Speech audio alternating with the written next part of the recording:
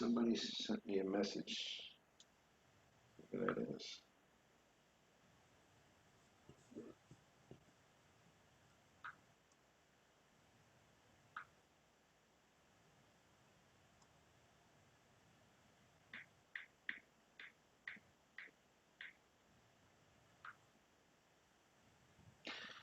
Okay, we may have a new person joining from Hawaii.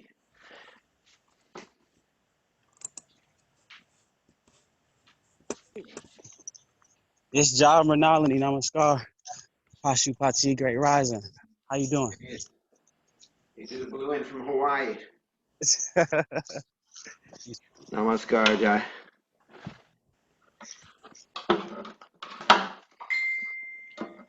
So I will need to add you to the list of people.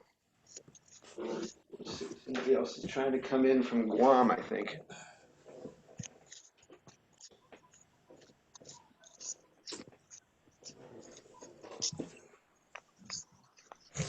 Namaskar.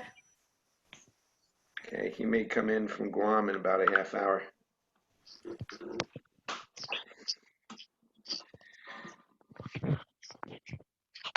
Does anybody have any favorite tunes or want to lead kirtan before I do?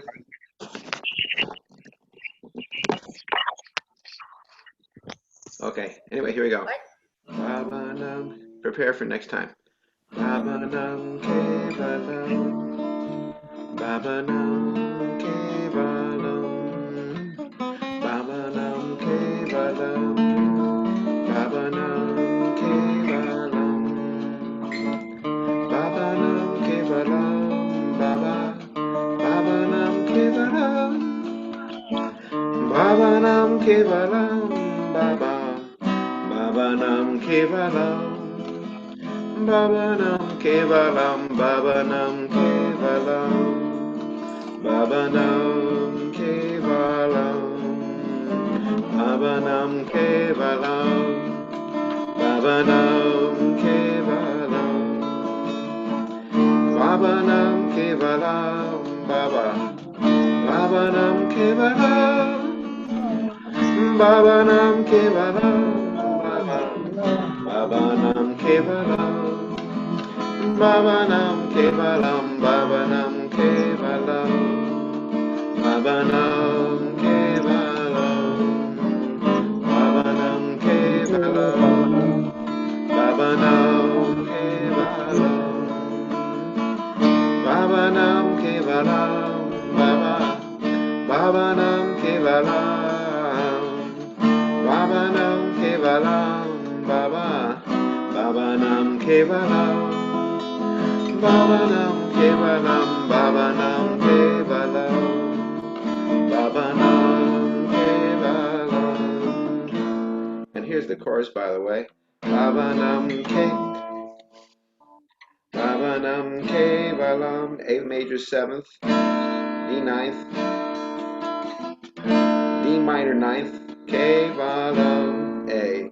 Bhavanam Kevalam, Bhavanam Kevalam, D. Bhavanam Kevalam, A, D. Bhavanam Kevalam, D. Bhavanam Kevalam, Baba, D, B. Bhavanam Kevalam, E. Bhavanam Kevalam. You can walk the E up. Bhavanam Kevalam, Bhavanam Kevalam. So that's for all the people who play the guitar.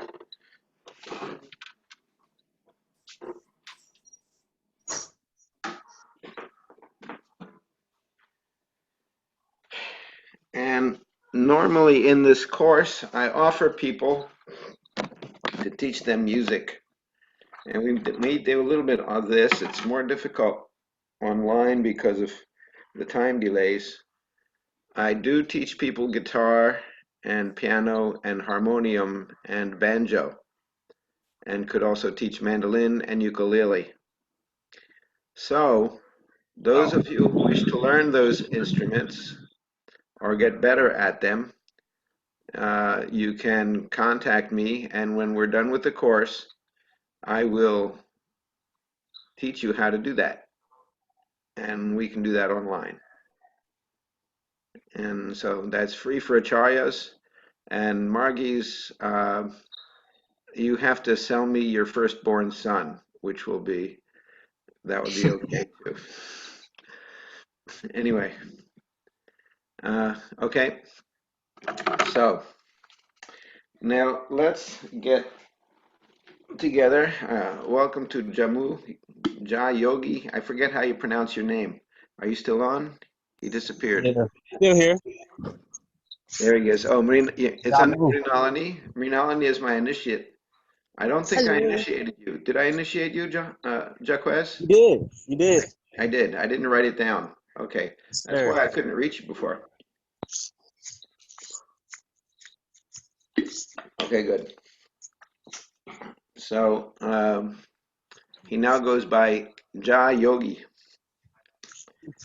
And he's in Hawaii with his love, Mrinalini, who's there also. So it looks like it's very dark there, or else you. Right.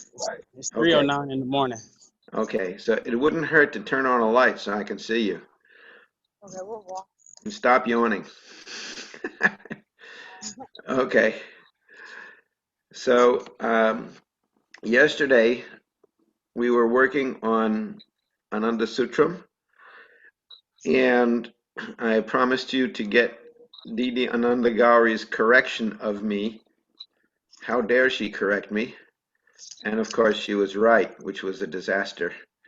So I will bring you up Didi Ananda Gauri's explanation of the chakras and the koshas, which was prompted by Dada Ranendrananda, who had the temerity to tell me I was wrong. And of course, he was right, which was another disaster. I'm still able to defend myself. Because I have meditated a long time, many times, and many ideas popped up in many ways that that chart is wrong. Oh, you think the chart is wrong? Okay, well, that's Afterward, you give me 5-10 minutes, I will explain my logic. okay. Well, that's beyond my, what they call, it's out of my pay grade. It's beyond my, that's above my pay grade. But I'm going to show you what Didi Ananda Gauri showed me. And I think it's really good. So here we go. Let's see here. No, I think I got the wrong one here. Maybe this is it. Just a minute.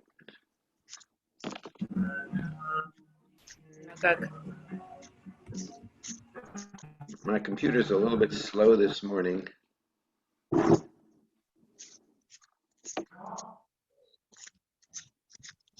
Oh, okay.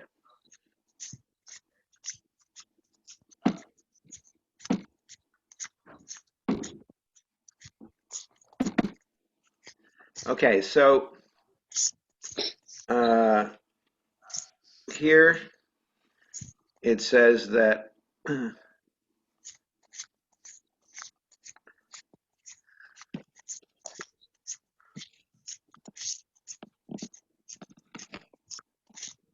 somebody's chewing gum or something. So please mute yourself. Pashupati, make me a co-host again, please. Yes.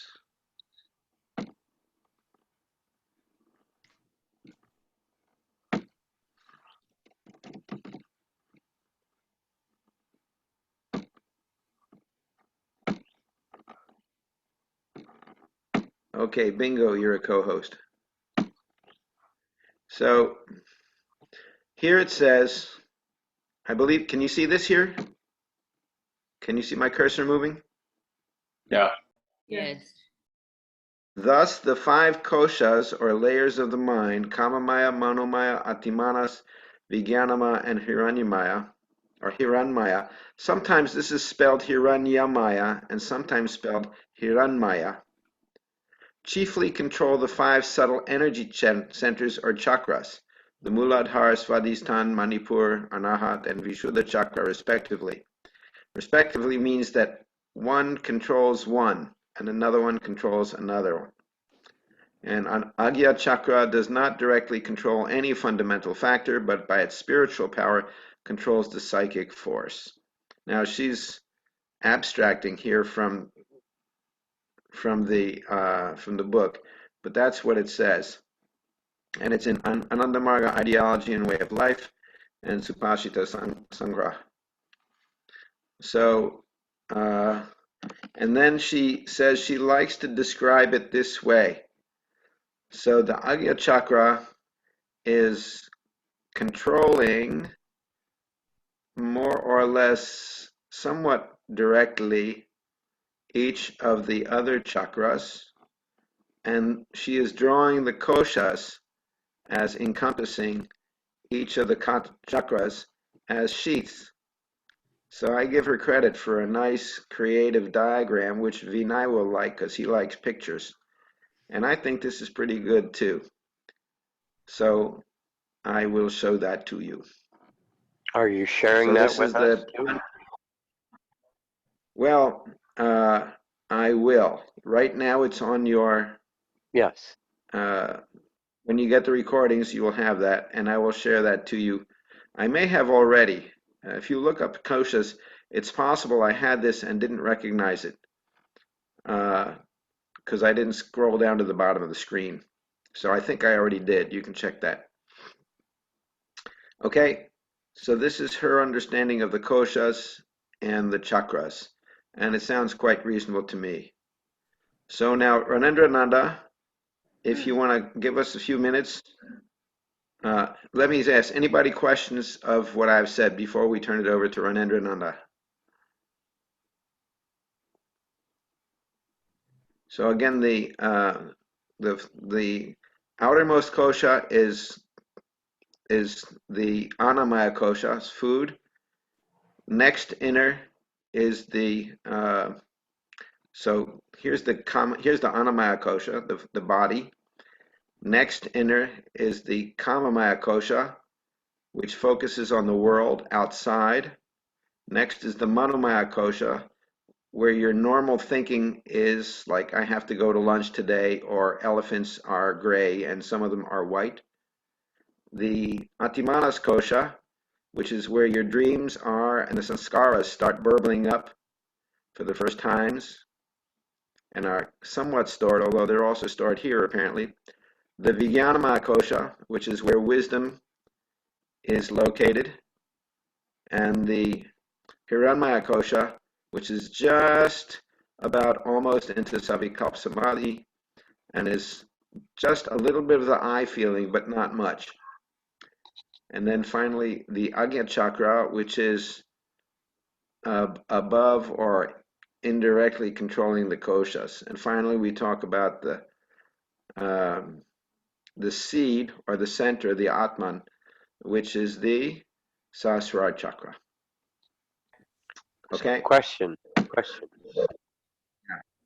Okay.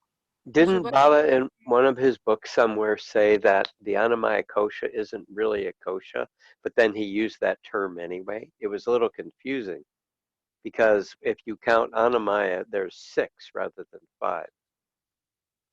And yet he, Okay, so Panchakosha is what the term he uses. okay, so the Sanskrit is Panchakosha Jaivi Sata Kadali Pushpavat. So Sata refers to the mind, to the layers of the mind. So there are 5 layers of the mind, and the body is not strictly speaking part of the mind, even though we talk about them as a continuum. So that's the first piece. The second piece is that he says there's not really a whole lot of differentiation among the 3 subtlest chakras, the Atimanas, Vijnanamaya, and Hiranyamaya. So they're gradations, but he doesn't really put a hard stop between them, a hard differentiation between them. And so those are 3 collectively called the causal mind. So that's all I'll say. And sometimes he uses the word astral mind, I think in the same way. All right? Actually, kosha does not mean is mind. Kosha means layers. So Pancha Kosha Atmika, so the mental layer or the layers of the Atma, the 5 layers of the Atma is the 5 layers of mind. But Anamaya Kosha, the layers of food layer. So Kosha means layer, it doesn't refer to the mind. Mind has 5 layers, yes. But the food body, the body made of food is another layer attached to the mind, but not part of the mind. Right. Okay, Dada, I disagree when you say Panchakoshatmika. I don't think that Atmika refers to the Atma. Rather, Atmika refers, it's a grammatical Sanskrit thing that means is composed of or related, Yeah, Okay. consists It can be of, composed consists of. of. consist Yeah. of. Thank you. Okay. So Dada, if you want to take a few minutes and clarify for us your thinking. Okay, first of all, this diagram of Didi Gauri is somewhat referring to certain points, not exact points, because the conscious mind controls the physical body, and physical body made of 5 elements: solid, liquid, fire, or luminous, air, and ether. And the 5 first chakras, they control these elements too. So somehow conscious mind have relation with the 5 chakras, indirectly or directly, somewhere. That's one point. Second point about the koshas, our doubts about the chart in the ideology. Right? From the beginning of the creation, we know the Mahat Tattva is created by the influence of Sattvic energy on consciousness, on Shiva. So the Mahat is made of sentient, influenced by sentient energy, dominated by sentient force. Then the Rajasic energy came and influenced the Mahat, and some portion of Mahat densified. It created the Aham Tattva.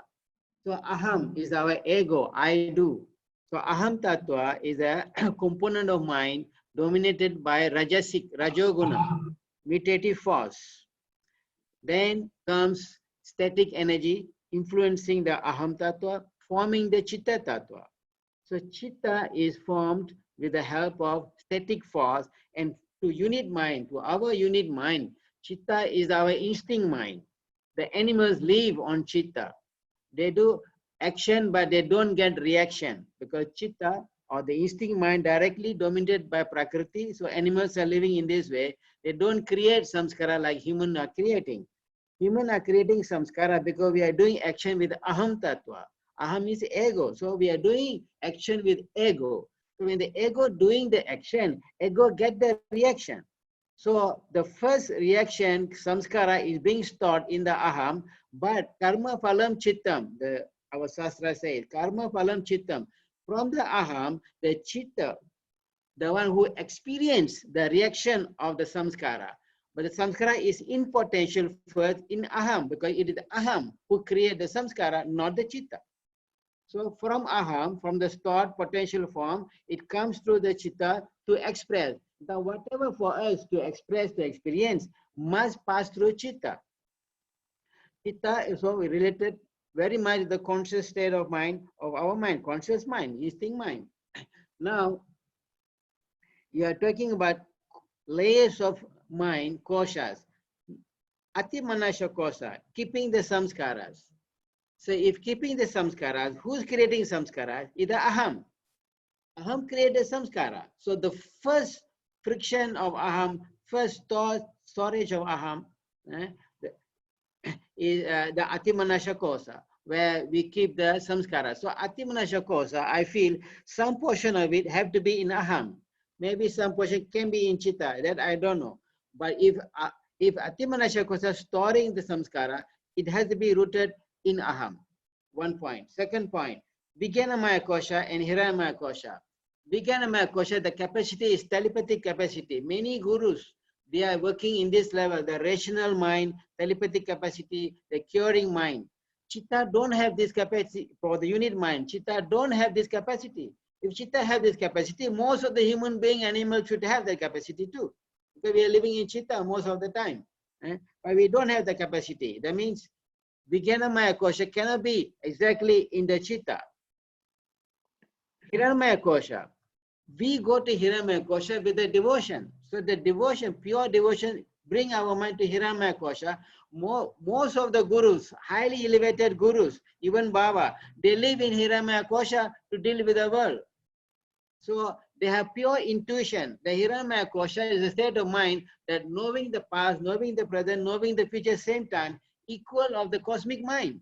So Hiramaya Kosha is the cosmic mental state, where all-knowing state, and all the capacity, all the knowledge, and related to Ajna Chakra, maybe Guru Chakra also, because we have knowledge of spiritual knowledge and worldly knowledge in the Ajna Chakra. So Hiramaya Kosha have to have this Ajna Chakra contact, and beyond that, Guru Chakra also, because Guru Chakra also Hiramaya Kosha, not only up to say, six chakra like Guru Didi Gauri putting, she didn't put the Guru Chakra there.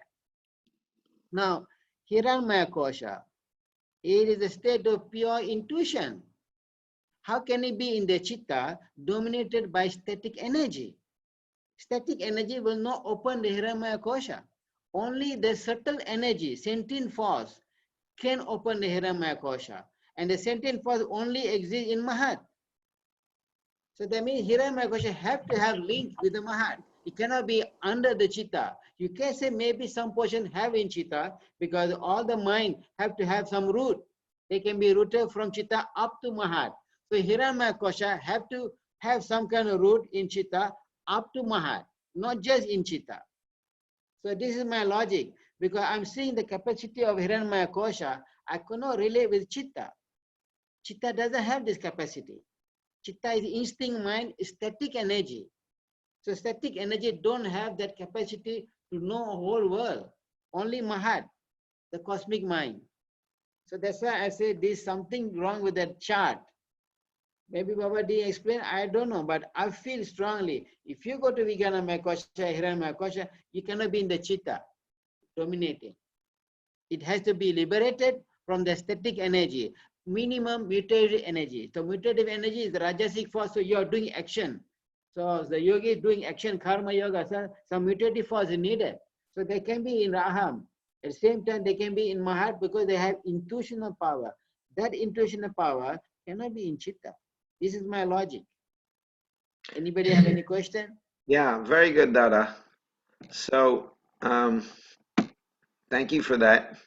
I put you on special video so people can see you directly. Now I'm going to put us back on gallery view. And again, so for those of you, part of this course is aimed at teaching you how to manifest these courses online using Zoom. So, first of all, I applaud this. I agree with you. I still see the chart.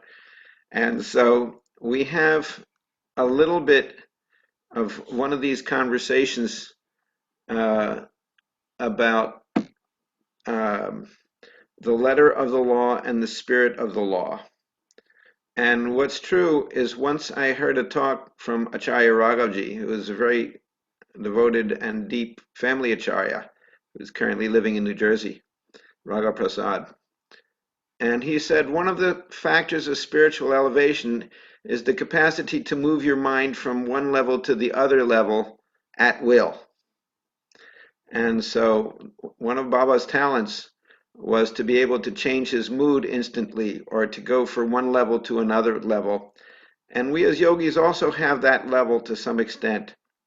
So I suspect that there is a blending. That chart may or may not have, probably was given by Baba, was certainly approved by Baba, and is some way of helping us to understand that there are these different levels. In point of fact, the levels are probably not hard and fast, but rather there are gradations from one to another, as Dada is saying, that they're not, they're ways of understanding what's going on in the mind, so that we can deal with it and cope with it and know that, if we're in this realm, I'm doing this function. I'm doing this realm, I'm in a different function. So the chart is just a way of putting something on paper, and then we have to understand what's behind it. And the paper is not sufficient to really explain it. Yeah, I agree with you. Very good. Now, I need to criticize Dada. It was Sanskrit Nana. You're pronouncing the word Ajinana chakra, and that's not, Again, it's because when you say again, when you say chakra, then it comes automatically. It's like when I So say say again the chakra. so the correct pronunciation is Agnya chakra. Okay, very good. Any comments or questions on all that? Thank you, Dada. Okay. It makes a lot of sense because the higher koshas are beyond the normal rational mind. And the mind only goes up to Agya Chakra. The seat of the mind is Agya Chakra. If you're going beyond the rational thinking mind, it's the grace of Guru that you're able to go to those higher levels. It's no longer as a result of your own effort. Okay, let's get clear. To my understanding, the rational mind really only goes up to Manomaya and maybe only a little bit into Atimanas kosha. Exactly. Because beyond that, it's in the Manomaya kosha that you can think this, therefore that. That's That is logic. logic. Right. Logic is Manomaya Kosha, intellect. But rational is Vijnanamaya Kosha.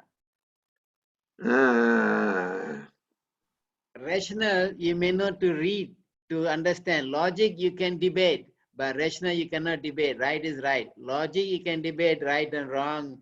Right can be wrong, wrong can be right in logic. Like people say the world is flat. Logic, they can debate. But rational mind, the world is not flat. The world is round and nobody can see it.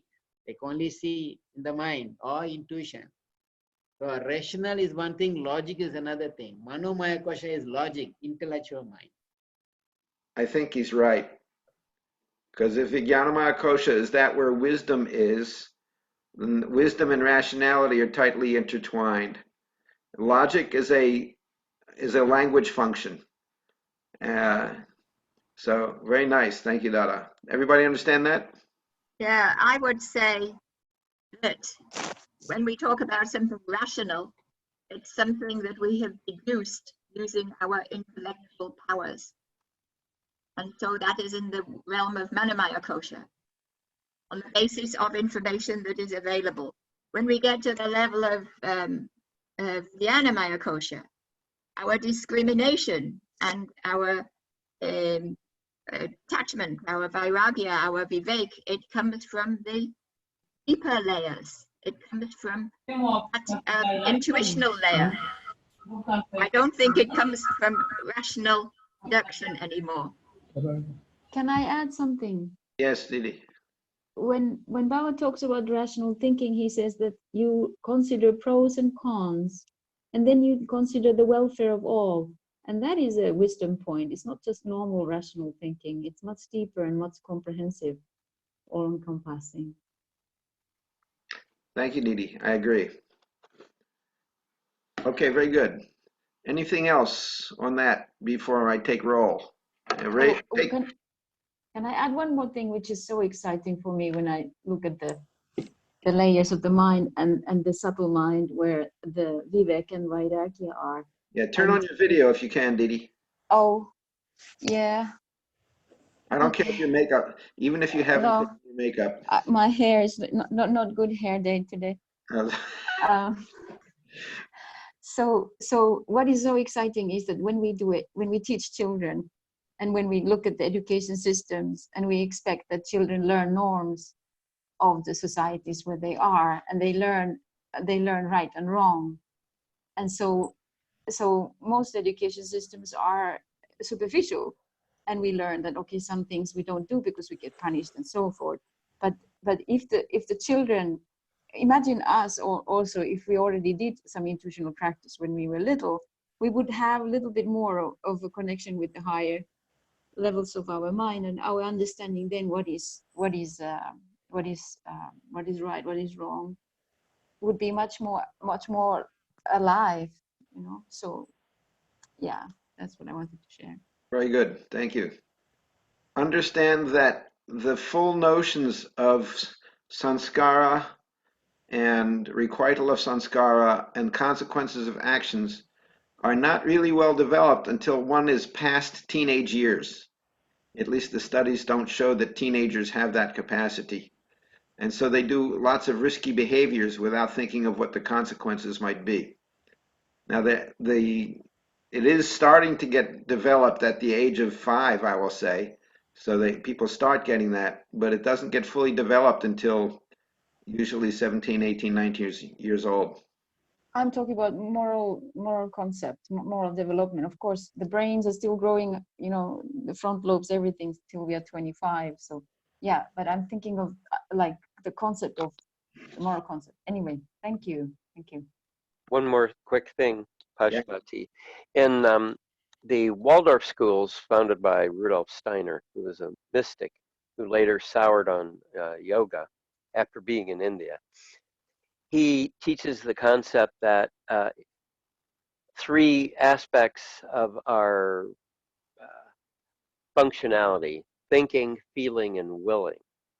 And he said what happens in children is they think, then they will something, or then they feel something, then they will something into existence, and then they think about it later, which describes basically what we're talking about. And he said when a person becomes mature enough, and he, in the sense adult, which means perfected, adultus, you know, adolesco, adolescere in Latin.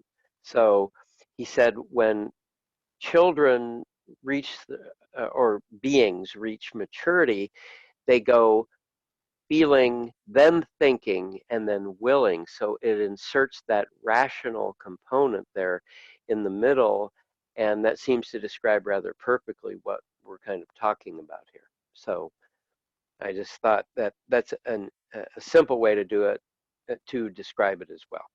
Very good. Thank you. And notice that whenever you say, I'm going to say one quick thing, it's not. Okay, sometimes it is. So, anyway, okay, so let's take roll here. Jayendra Dev is here. I see you. Yes, sir. Bhavani. No. Bhavani hadn't been for a while. Rafaela. Yes. Sudeepa is here. Advayananda. Yes, namaskar, brother. Namaskar. Shubhachetananda. Namaskar. Yes, namaskar. Surabhi, I see. Tapamaya. Ananda Tapamaya is here. Malati. Kunal, are you there? I don't see you. Karuna Devi. Yeah, I'm here. Kunal is Kunal there. is here. Got it. Karuna Devi. Yes, I'm here. Okay. Muktivrata. Ananda Muktiv. Got it. Apana. Apana not there. Yeah, I'm here, Dada. Okay, she's on a different screen. Namaskar. Oh, there you go. Okay, namaskar. Okay. Vinay is there. Jivan Dev, are you there? No. Tapan. Yes, I'm here. I'm here. Okay, Did you say Jivan Dev? I did. Oh, yes. Didi Shivani. Namaskar, I'm here. Okay. I have 2 screens, so I can't see. There we go. I see you now. Hmm. Ananda Deepika. Namaskar, Dada, I'm here. Namaskar. Thank you for a note. Radha. There you go, Radha. Namaskar, I'm here. Namaskar. Sheila. Sheila, not there. Sunita. Pedro. Dada, I'm here. Who's talking? Sheila here. Sheila, okay. Can you hear me? I hear you. Sunita is not there. Pedro, not. Sheila. Sheila, I got. Indranath Dev. Yeah, thanks. I'm here, Dada. You there? I'm here. Okay. And Anandi is not. Manjari? No. Anandrananda, definitely here. Namaskar. Namaskar. Ananda Kripa, Present. present and accounted for. Kapil Dev, no. Pulak, Dada Pulak, no. Scott, Sadhana, Ananda Parashakti, Namaskar, here. Namaskar. Ananda Madhupurna, no. Didi Shivani, I think we said was here, yes? I have you listed twice, which is confusing me. So I'm going to cross out one of these.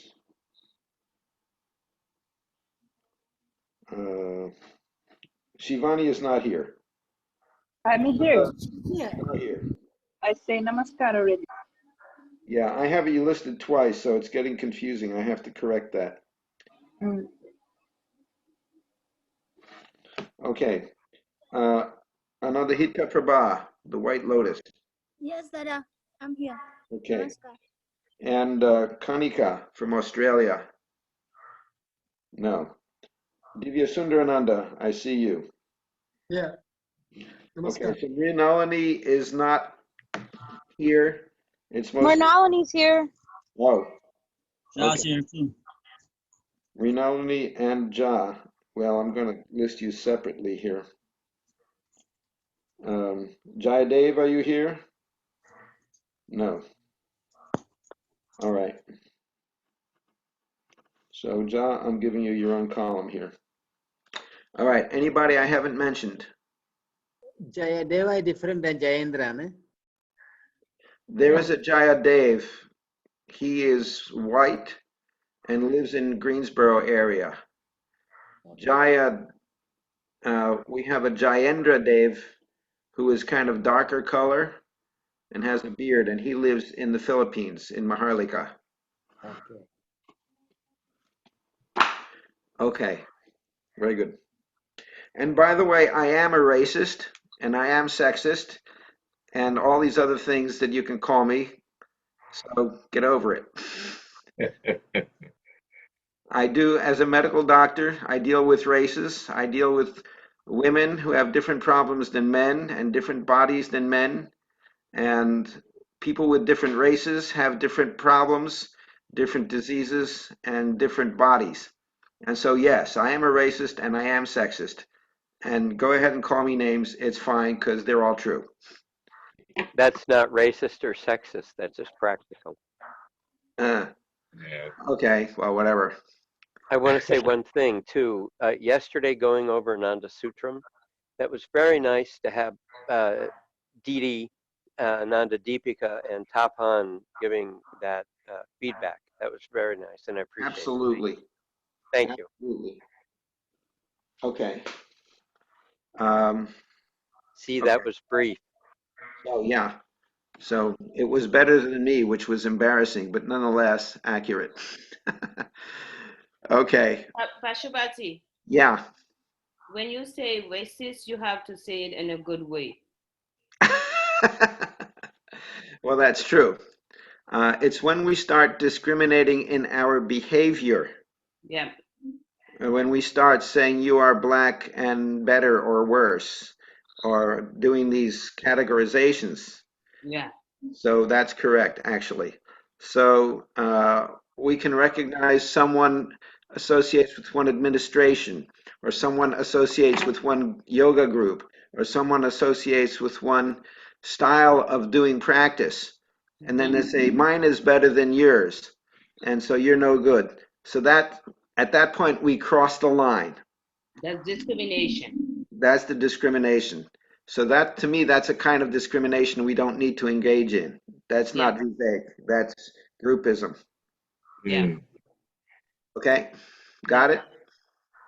Yep. Now you say it. So we can recognize, but everybody gets dealt with nicely. Yep. Now you're right. Finally, I'm right. Thank you. Yeah. Okay. A quick question. Another Does quick Baba question. Yes. Does Baba make any distinction between like viveka or discrimination and discriminatory behavior? Because they seem to be two things. Yeah. Well, I mean, it's very clear in 15 Shilas. One should avoid criticism. I forget exactly. Is one should avoid groupism. So groupism is that kind of discriminatory behavior. Discrimination is love all, trust all, but give no responsibility to those who are not established in yama and niyama. So you have to judge who is working with yama and niyama, who is not. So yes. And then the thing about in the discrimination, in the groupism, in the if you listen to the Gurukul song, everybody will feel like they're part of one family. So nobody feels left behind, nobody feels put aside. So he definitely makes those discriminations, those distinctions. Dada, can I say something here, which I think is nice. I once I remember the words of Dada Ranjitananda once. He said, since in Italy, majority of the times when we say discrimination, it has a negative connotation, like a negative sense in the mind. And he said that Vivek is like a discernment. Can you say in English? Discernment. Discernment, yeah, which is having a very positive, meaning to Italians at least. Right. So yeah, it's tricky. You do have to define what you say when you're working with people. Okay. So let's go on with Ananda Sutram and see if I can find it here.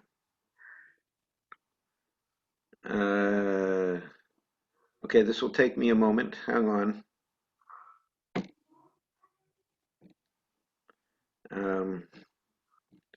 Let's go out of the share screen because it takes too long to pull up, and exit full screen. And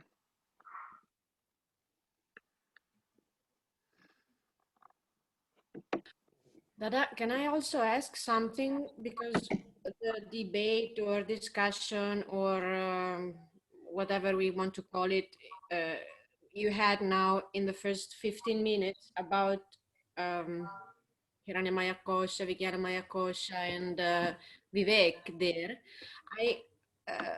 I have a doubt. I want to ask you something.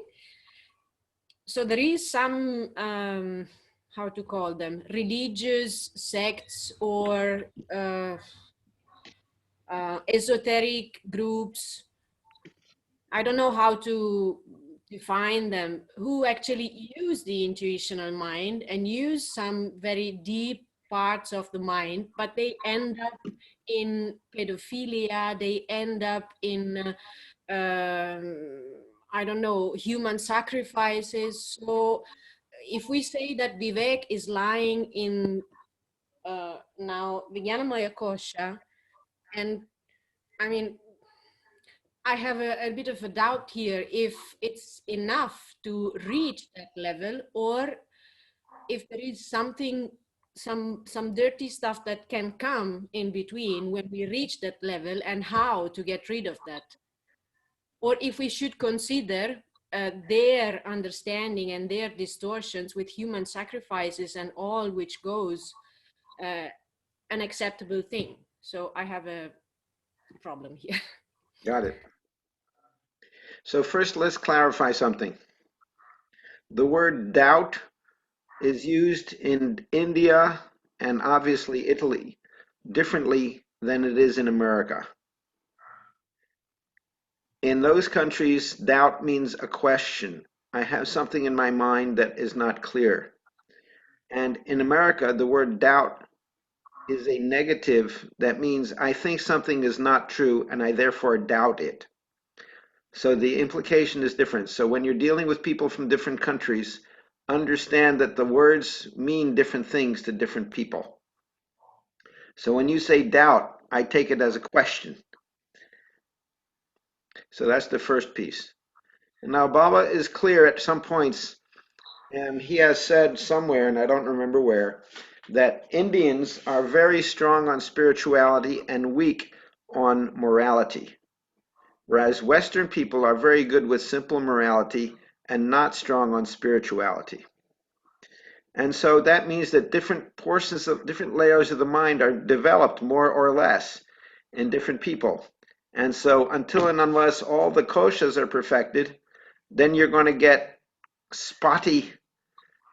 You'll get this is developed, but that's not developed. And further, you get this notion of to the devotee, there is no morality because he's only thinking that I'm doing what God wants me to do. And so his perception, colored by the filter of his sanskara, is going to give him one thing that this is right to do for the higher good. And so they'll do their pedophilia or they'll do their human sacrifice because their sanskara is telling them that God wants them to do that. And so we get people who think differently with different levels of their mind. And so you have to have an all-around purification of the koshas, for which reason the yama and niyama and all that. So it's difficult to tell people what to do. You know, they're dadas and didis and margis of elevated stature who have done things that are very wrong, even though their mind is elevated. So you just have to accept the fact that people are going to screw up, even though they're pretty good at some other things. Then the question is, where do you draw the line? And I draw the line where Baba's definition of what is good and what is bad. And that is that good is what enhances the development of everybody. And bad is that which hinders the development of everybody. And sometimes you have to differentiate because some things develop some people and they hinder the development of other people. And so you have to do your best to raise the whole, make the flood go up so that all the boats rise. And that's a difficult task. Okay. Other questions on that? Okay, so let's do the screen share thing. And we'll go back to Ananda Sutram. Dada, Yeah. again I don't get yesterday afternoon recording. I may not have sent it around. Did anybody else not get it, or I just didn't send it around? I'm not sure. I didn't get also. Okay, that means I haven't sent it around. Yeah. So I'll do that today. Thank you. Thank you. Sorry for the delay. All right. So now we talked about the koshas, and now it turns out that God also has koshas, except he calls them lokas, which are the layers of the cosmic mind. And I'm just going to read this out loud. So first you repeat with me, Sapta Lokatmakam Brahmamana. Lokatmakam Brahmamana. Mana, thank you. The cosmic mind is the composite of 7 lokas, layers or worlds. Report. The cosmic mind is held in 7 lokas or world, namely Bhu, the physical world, Bhuva, crude mental world, Sva, the subtle mental world, Maha, the supramental world, Jana, subliminal world, Tapa, and Satya. Purushottama himself, who is the witnessing entity of the cosmic Mahatattva and Aham Tattva, is known as the Satya Loka. He is also called the causal cosmic body. Causal cosmic body. So this is the Loka that's beyond everything. This is the most subtle. The cognitive Purusha, the knower of Brahma's Hiranyama Kosha, cosmic causal mind, causal cosmic mind, is called Virata or Vaishvanana. And the Loka concerned is called the Tapar Loka. And so he goes down and gives different names for the different witnessing entities for all this all these different lokas.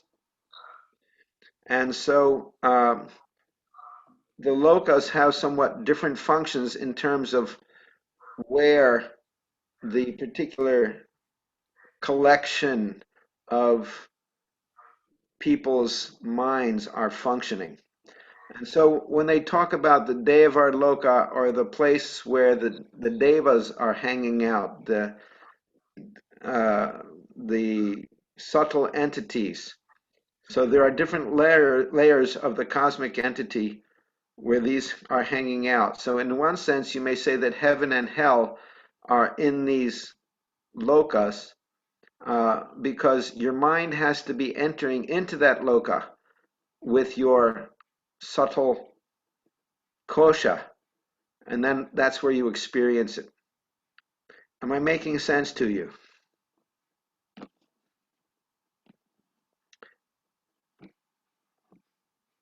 I'm not having any questions, so I'm just going to keep going then. So just Pashupati. Yeah. So basically, you're saying the mind enters into the locus. Basically, the rational mind enters into the spiritual mind, the cosmic mind, and you experience that, energy of the mind. Then, when your mind becomes subtle enough to enter into those deeper koshas, like we were talking about, you access those lokas. Okay. That's my take on it. Okay. And there are beings who hang out in those lokas also. And so, when your mind becomes more subtle, you recognize those beings. These tend to be in the supramental levels, beyond your just personality. This is transpersonal psychology. And what do you mean when you say when the mind becomes subtle? So this is Ja talking? Yes. Okay, so you missed our discussion, or most of our discussion, about the layers of the mind. So briefly, if you're focusing on the outside world, you're in Kamamaya Kosha. If you're focusing on your mental functions, your thinking processes, then you're in Manomaya Kosha. And you're still located within your own bag of skin. But then when you get into Antimanas Kosha, the level of dreams, or the level of where your sanskaras or where your habits are coming from, you're starting to get in the level beyond your individual mind.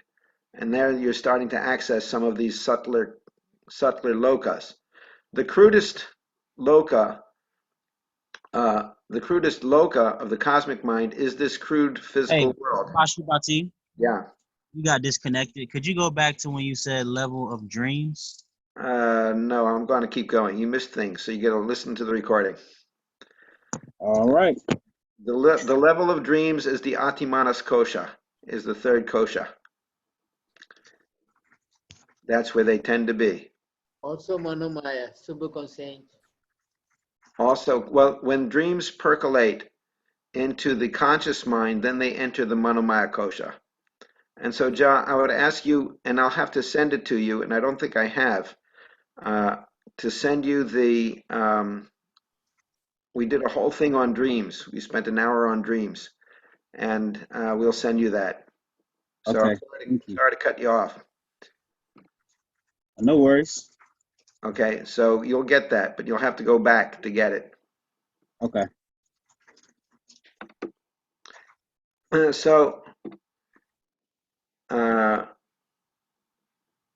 So if your mind goes into the causal level and stays there for a long time, then it will stop functioning. And that's called death. So Baba here differentiates between the conscious, subconscious, unconscious. And here in dream, and here we're talking about dreams again, only the crude or the conscious mind remains asleep, and the other two minds remain active.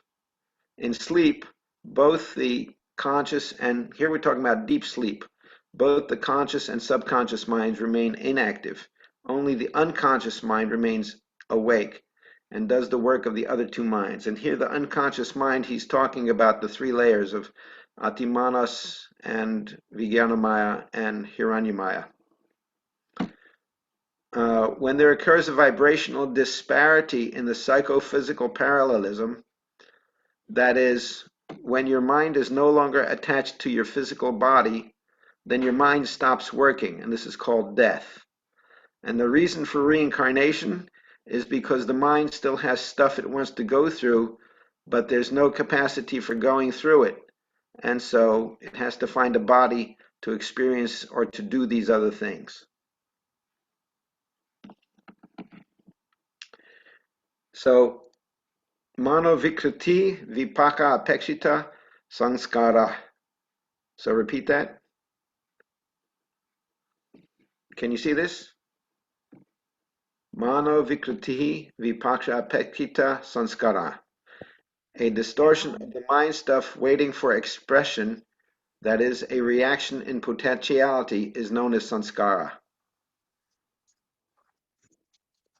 All right, so if I slap you, I create a sanskara, and at some point somebody's going to slap me, so I learn the lesson. And Baba says that the action is not equal to the reaction. Why? Because you gain interest. So if you do something and you live your life on the basis of that, other portions of your life are now bent based on that initial sanskara.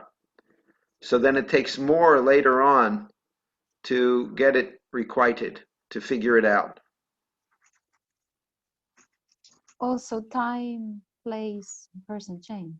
Correct. So things change by time, place, and person. So it's not so easy to get the exact same thing happening back to you. But you get something similar, and then you say, well, why me, Lord? Why did this happen to me? And then if you look carefully, you will find that you had a habit, just like Dr. Len was able to find that he had some similarity to these insane criminal people, that he could find some part of himself that was similar to them. And he could work out his own sanskara by saying, I'm sorry, I love you. Which, John Marinalini, I encourage you to look at Ho'oponopono, which is a Hawaiian method of meditation and purifying the mind. And we just did that yesterday. Okay. Dada, I maybe I'm misunderstanding, but I have the impression that when we talk about sanskara, we always have a negative understanding of the term. And I am thinking maybe someone has a sanskara of being a family person and having wife, husband, children, and everything.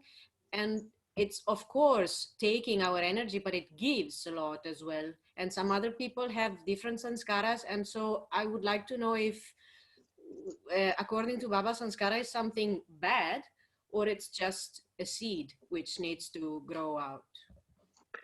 Okay, again, I will go back to my and Baba's definitions of good and bad. Good is that which enhances the development of everybody, and bad is that which hinders the development. So, a person has a sanskara, let's say, for example, in a past life he was married and it was terrible. So this time he says, done that, I'm going to be a sannyasi. Okay, so you may say that's a good sanskara or a bad sanskara. You can call them what you want. But anyway, it is an experience that he has now gone through and says, been there, done that, got the t-shirt, and I'm doing something else. So you can call that good or bad sanskara, doesn't matter what you call it, because we get the notion of the iron chain and the golden chain. As an example, I have very good sanskaras. I was born into a wonderful family. We had money. I never lacked for anything, hardly. And I have so many talents. So that's very good. Having said that, I now have to utilize all those talents. And people are grateful for me, so they want to occupy me and take me to lunch and spend my time trying to do service. And they want me to just chat and do stuff. And so that's a golden chain. So you figure it out if it's good or bad. But either one keeps you from being free. So the sanskara is a sanskara. Some are more pleasant than others, for sure. I prefer people wanting to take me to lunch than beating on me and calling me names. Yes, I do prefer that. So, but either way, it is a bondage. It is a binding. It is a bondage. And so when in my meditation, I have to get past all those things to get into the freedom level of mind and experience bliss. Does that clarify it for you?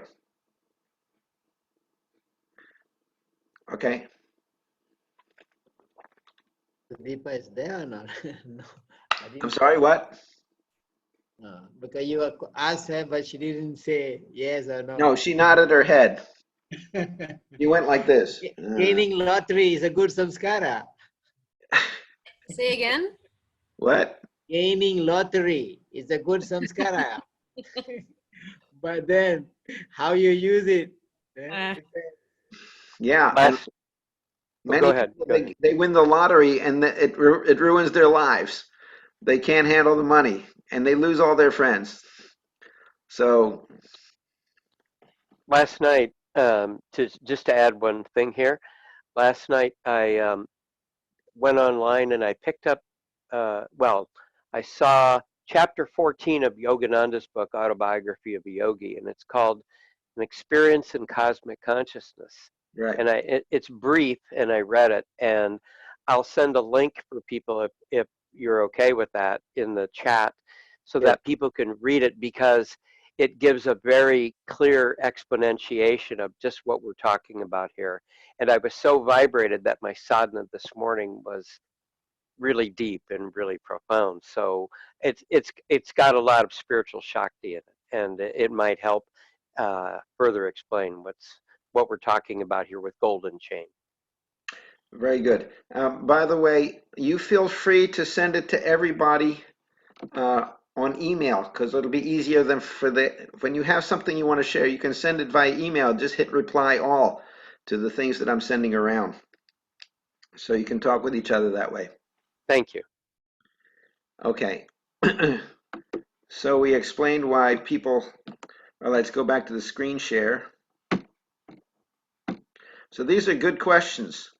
So here I define good questions as the one I know the answers to. Bad questions are the ones I don't know the answers to, and make me work and study more. Okay. So Abhibhavanat Chitanu Shrista Preta Darshanam. Go ahead and say. It's right here. Apikara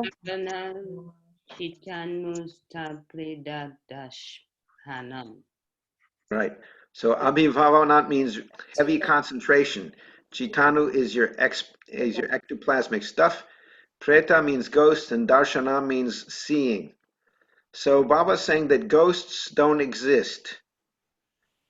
That is, and this gets tricky because he talks about luminous bodies and other things. His notion is that most of the objects that people see are projections of their own mind. So they're not lying, but they see it. But it's it's a hallucination. And luminous bodies are actually human beings who have died, who do not have the complete structure. And so they are etheric and luminous and maybe aerial. Now, what's the difference between a ghost and a luminous body? I really don't understand. Anyway, But they cannot see them, no? We normally don't see luminous bodies, but there are definitely people who do see these luminous bodies. Yeah, you can hear them. You can hear them. I have experienced twice already before, but Baba said also they don't have vocal cord, but you can hear them when the mind of a sadhaka is concentrated doing kirtan. I heard them when I was doing kirtan. Okay, so go ahead, Didi. One when I was in Poland master unit, and when I was in a trainee in the Val like almost 40 years ago. Okay, so I'm sorry, finish what you're saying. Yeah, it's okay. Yeah. So based on what Didi is telling, I now understand the difference between a ghost and a luminous body. And that is that a ghost is something that you see while you're in more or less a regular concentration state, I'm not going to differentiate. I was just going to say when your mind is elevated into a higher kosha, you can perceive these luminous bodies. And when you're concentrated but in the Kamamaya kosha, then you see what you think are ghosts. So there's a slight difference in terms of the elevation of the body. All this is actually beyond me.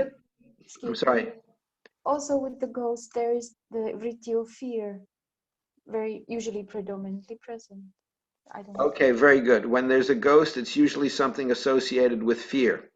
And there are different levels of, if you like, samadhis, different layers of concentration of the mind. There's what they call chipta and mudha and a few other levels of mind that are caused by sudden fright or sudden,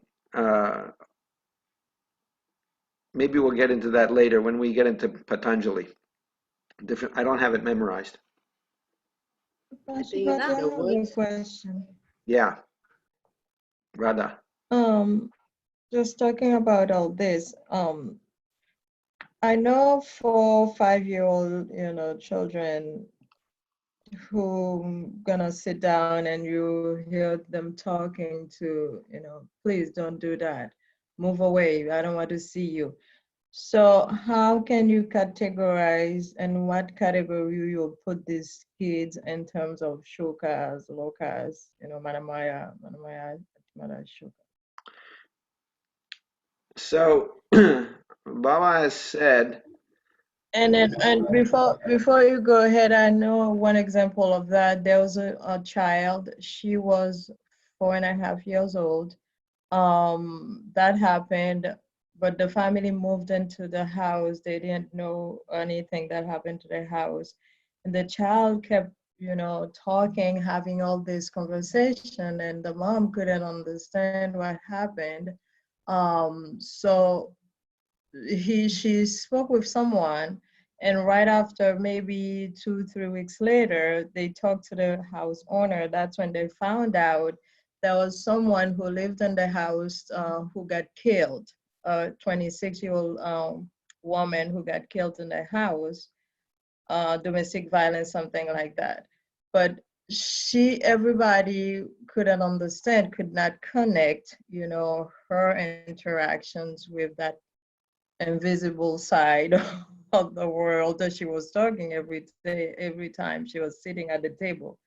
So I'm curious to find out where can we place a situation like that in terms of the koshas and the layers?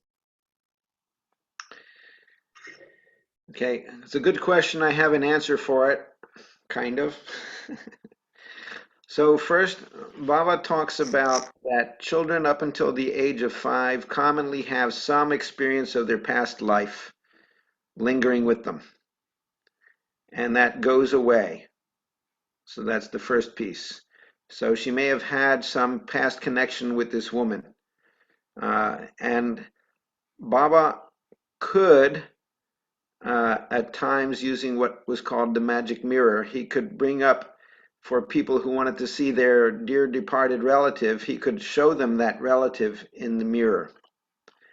Now, is that a ghost? Good question. So this girl may have picked up on the vibration of what was there and of that event. And so children are also known to have imaginary friends. And so they talk to people that may or may not be physically there. And so to say exactly, is this a haunted house? Well, at that level, it's difficult. Baba has this whole book of what he calls strange experiences, where he talks to people who otherwise would have been called ghosts. But then he says ghosts don't exist. So So it's very difficult for me to parse out the differentiation between what is a ghost and who it is he's talking about, who's been there for 300 years waiting for him to come and liberate them. So what I can say is Baba generally doesn't want you to be afraid of things. And so he says, when you see a ghost, you come up and slap the ghost. Repeat your Guru mantra, your Ishta mantra, slap the ghost, and the ghost will do namaskar and walk away. So my take is that although there are beings that do not have physical bodies, that may have had a physical body at one point, he doesn't like to call them ghosts, and I think it's because he doesn't want people being afraid of it. So he doesn't want people being bound by superstitions, even though these things do exist in some way on the spiritual plane. My take is they do exist. I don't see people like that. I have no such experience personally. I am firmly rooted in my Kamamaya Kosha at all times. Or most of the time. I think Baba is referring to ghosts. It's not the dead body, luminous body. The ghost is like the Ghostbusters. The ghost in the Ghostbusters. These are people are thinking ghosts. Okay. Body exists. We use the term spirits. I don't know, in this book the spirit doesn't exist, but we call it spirits for the dead people. In Brazil, there's a group called Spiritas. They communicate with spirits, dead people. And I came from the family, from childhood, we deal with the spirits. Even my auntie, she controls some spirits. So I personally have twice attacked by spirits, I mean dead people, luminous body. And I also have experienced in one haunted house, a group of spirits, luminous body came and attacked me in the Jagrati when I was in Malaysia, because we are having war, but we defeated them just by Baba Kevalam. They ran away, and I saw in my eyes the luminous body just running away, luminous form. And from childhood, I have this experience, deal with it directly. And in India, the Indians, they go into trance and they deal with the spirits too. Now they have a big festival calling the spirit to enter the body called Taipusam in Kuala Lumpur Batu Cave. You can see every year millions of people dancing. So any spirits exist, but not the spirit the way Baba is telling. But for us, spirit means dead people, the luminous body. We call them spirits. Otherwise, we don't have term to refer to them. So if that's true, When I add something, I don't think we should use equal terms, ghosts and dead spirits and luminous bodies. In my understanding, luminous bodies they're not there to catch you. They're benevolent. They have a thin line of samskara that they had to come and exhaust that samskara. And because of their attachment to music or whatever, there's categories that Baba gives to luminous bodies. But then when we talk about all these phenomena, the poltergeist or all these things that Baba talks about these, and they are the subtle areas that exist. All human beings, we have the capacity to enormous warehouse of these paranormal things. We can be mediums or clairvoyants, we can be telepathic, we can do poltergeist and things like that. But we're not aware of it because we don't understand how much capacity we have. So it's for us in the future to understand more and understand that it's, if somebody is with, that's also what Baba says about psychic phenomena, is that why we think gold is so special and precious is because there's so little of it on this planet Earth. But if the streets were covered with gold, we wouldn't, hang it on our ears. So all these psychic phenomena, psychic capacities is there, and we don't know so much. That's why it's so special and spooky. In the book of Microvita in a nutshell, Baba spoke about these 7 luminous body, positive luminous body, and also negative luminous body, because there is a dimension below the 7 lokas. The Pata, Patala, Atipatala, Tala, Tala, still is there. Baba didn't speak so much about this thing, but in the Microvita book, is there. So there's a dense luminous body that we call like phantasma, ghosts, something, demon. Demon doesn't exist, but these are the bad spirits who live in the Pata, Patala, Tala, Tala, the dense world is there. Baba didn't mention so much. But below the Sapta Loka, 7 lokas, there is still negative lokas. In this book, you will find it. Dada, there is the Preta Yonis. Yes, Preta Yonis. Yeah, actually, I don't know why I have this kind of sanskar. when I was doing kirtan there for online kirtan, I think 2 weeks ago, I went to the forest to do it, and that place also is where I do kapalik, no? So I chose one part, and then in the middle of my kirtan, I can hear, no, that they're telling that I should look at them, and they were really like disturbing me, but I can't get my focus out of the camera, but because I was live. So, but I just close my eyes and just concentrate on my kirtan, and then I changed the tune, and then they left me. Can I ask something to Dada Ranendra Nanda, who was mentioning the book of Baba? Is Baba saying luminous body in the Microvita in a nutshell, or is he saying the Vayonis? Because when I was reading this little book on the mysterious emanation of cosmic factor, I think he speaks about Siddha Yonis and Deva Yonis in general, no? That is Siddha Yoni is one part of Deva Yonis. There's a Deva Yonis, Preta Yonis. Also, beyond this, there are other luminous body called Kamurti. Also, he mentioned in the book. And the Kamara and the Gandharva, all the different types of collective Deva forms Yonis. of Microvita, no? Dada, are all these disembodied minds? Disembodied minds. Yes. But there are certain body not disembodied. There are certain yogis in the astral body. They have certain job to do. They are also there in the luminous form. They can appear, disappear. Also, Baba showed this thing. There are spiritual beings. They are also there. Celestial beings. And there are thousands of them. And I met this yogi, one lady who doesn't eat nothing. She's direct disciple of Patanjali. She doesn't eat anything. She traveled in the astral form, and she also told me there are many thousands of beings, not just dead people. Beyond the dead people from different lokas, there are beings, highly elevated beings. So it's a mysterious world, we can understand. Okay. All right, so we'll leave at that. It is a mysterious world, and we'll continue here for a few minutes. Actually,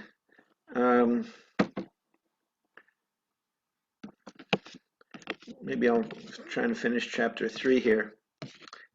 So, Hitayashana Preshito Pavarga. So you can say that?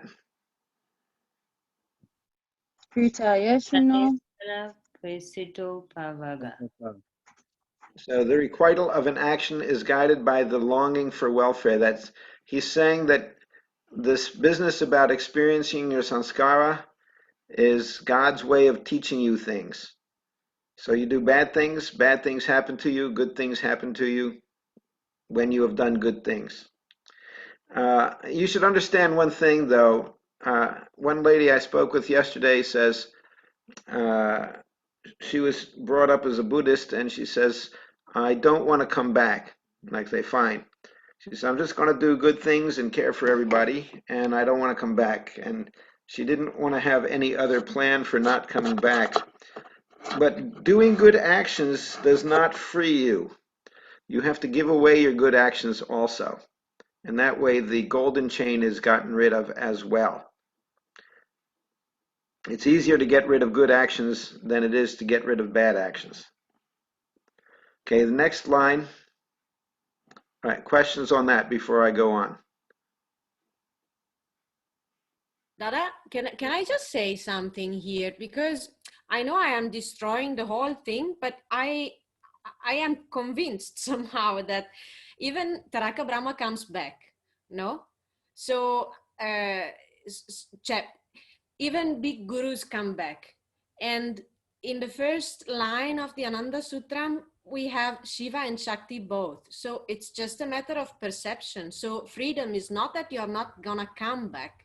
You're gonna be somewhere, but you're just gonna be free. It's not that I don't understand this not coming back anymore, because it's impossible that you don't come back. You are. Okay, let's get clear. First of all, let me get something to put under my bottom.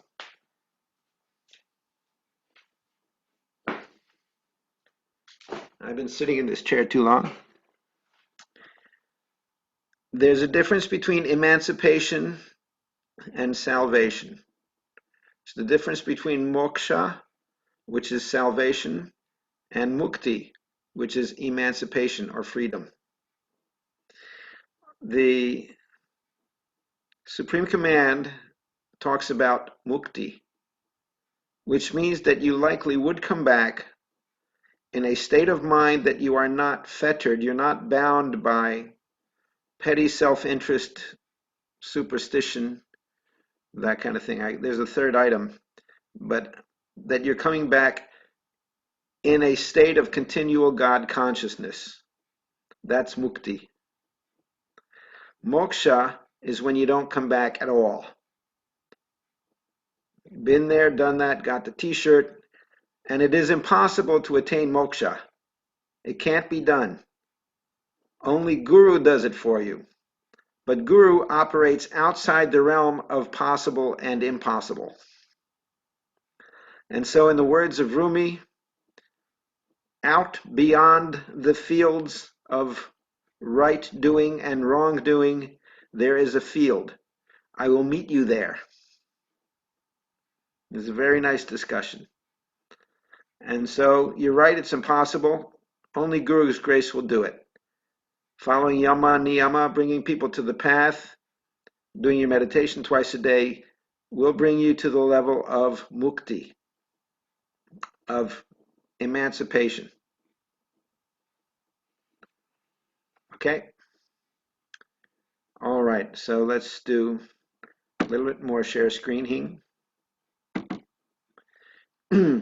So here we go. Muktya kaunkaya sadguru prapti. Can you say that? Out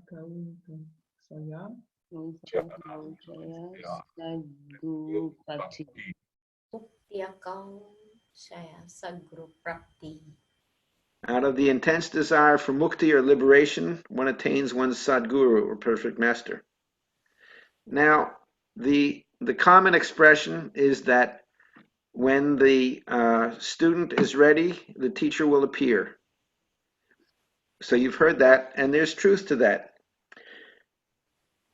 Doesn't always happen immediately. And the common expression converse for those of you who want to be yoga teachers is, when the teacher is ready, the student will appear. So you think of yourself, why are these people who don't know anything coming into my life? They have no desire for spiritual function. They're not interested in the, that's because you're not ready to teach the more elevated souls. So when you get ready, you'll get some worthy students. So first you get yourself ready, and then the students will come. Okay? So many stories about how people came to Ananda Marga, and they're usually, we could spend hours talking about how each of you individually came, and there's usually some miracle that happened, something very strange, something synchronicity. There's a miracle for me, but I won't talk about it. It was a huge synchronicity, by the way. I just wanted to say thank you. Yeah, very good. So we'll talk about it at some point. Right now we need to get through our discussions, and when we get into our final programs, then we can start sharing all that. So thank you, Mrinalini. Okay, and by the way, I got the bike working very well, and I got a helmet on order. Yay. Right. So, by the way, who is Pure Temple? Who is that person? We are one together, but like, we got to change the name to Mrinalini and Ja. Okay, got it. All right, I understand now. And all right, now you're dark people in a dark environment, so it would be helpful. I just see this black screen. It would be helpful for me to see your faces. Yeah, There's no earlier you was light. talking about a gum sound. We were walking. It was some heavy rain. We Down Marnalini south climbed a where cocoa tree, walked a couple miles this morning. So it's like we on the move.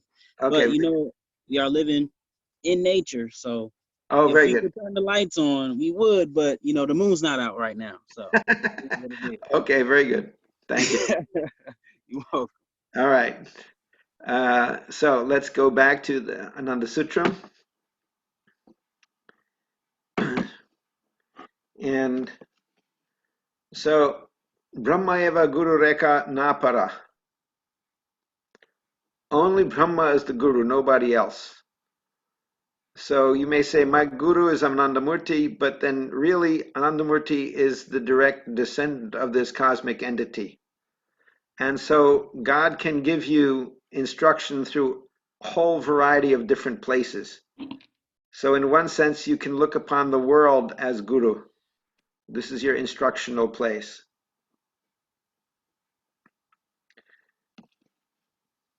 Vadasa Jusamana Shakti Sevyang Shtapayati Lakshye. And I always pronounce that wrong. So try that yourselves. Sai Samana Shakti Seyam Payati Shakti. So this is in the achievement literature. Obstacles are in fact not your foes. They are not your enemy. They are your friends. So these bad questions that you ask, the stupid questions that you ask that make me look stupid because I don't know the answer, they are my next thing to learn. They are my next challenge. They are my next path to liberation. They are my next portal to expansion. So things that you can't do, there's the notion, as we said before, if I can't, I must. Those are the things, those are the blocks, those are the stones, the boulders on your path that you can't get past, but then you climb over them and on top of them and you can see further. So it's on account of the obstacles that the battle rages against them, and this counter effort alone carries the sadhaka to his or her cherished goal. Okay. Now there's an expression, and here I'm going to stop. We're going to start doing some asanas and stuff.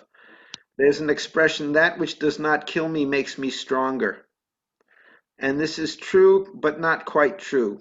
It is known to be a fact in biology that when an organism undergoes some clash, it then becomes stronger and lives longer. But what's true is that the clash itself does not make you stronger. It's the effort to overcome the clash that makes you stronger. So that which does not kill me gives me the opportunity to become stronger. If you don't take that opportunity, then you just get weaker. So take all the obstacles, and as some people say, don't make my troubles less. Rather, help me to learn and get the strength to handle the troubles better. Or as Baba says, guide my intellect along the path of bliss. And so that path will guide you and enlarge you and make you more powerful in the world and ultimately inspire other people. Okay, so questions on that before we move on here? Okay, 5-minute break, then we do asanas. Somebody prepared to do warm-ups, somebody besides the two people that did them so well. Somebody else will do warm-ups. Okay, 5-minute break.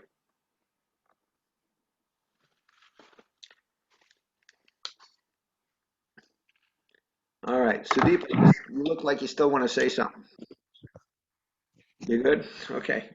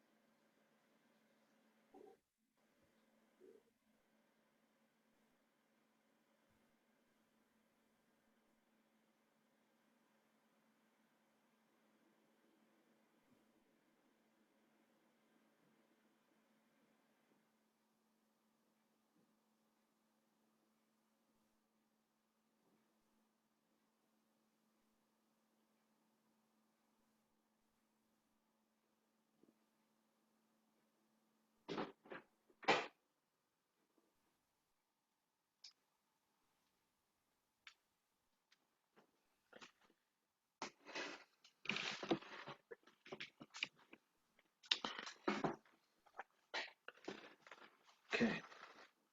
Okay, let's start again. Does anybody want to lead some kirtan for a minute or two? Dada, is it okay if I just stay put because my body is not in best conditions today? That's fine. Let me get to... Dada, I'm make my lunch. Eating. I just finished eating now. Okay, This is Shivani. got it. Dada, this is Sheila. I inform you that I'm gonna be out from 3:30 to around 5 o'clock, and I'm Got it. coming back. Okay. Namaskar. Namaskar. Watch the program later on. Can I just turn it on and just like unmute it because I am doing something and I cannot be there? Yeah. Is it that's Yeah. possible so I don't miss anything? Very good. Thank you. I'm looking right now. Pashupati, here Dada Pulak. Ah, you have come. Yes. Okay. So we mark you down for half.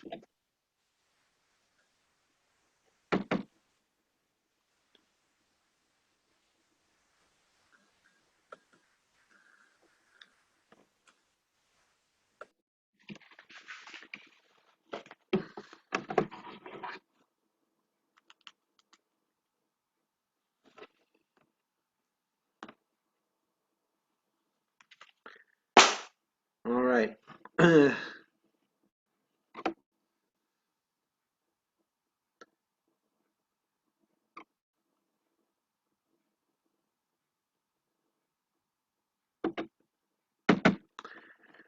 Okay, does somebody want to lead warm-ups?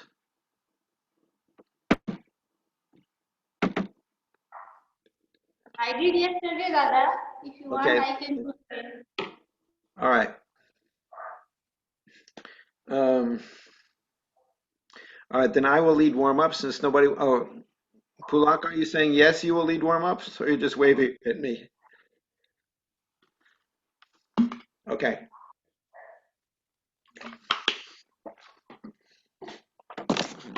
So,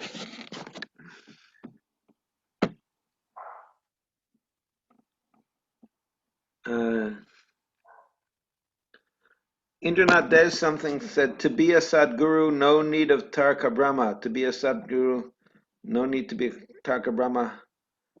Indranath Dev, I don't understand that. The Tarka Brahma is not a person. Tarka Brahma is an entity that functions through human beings. And it functions more through some, like Baba. It also functions through other gurus. So Tarka Brahma is a spiritual entity, it's not a physical entity. But then it takes the form of the human body, or it takes the help of the 5 fundamental factors. But it is not a person.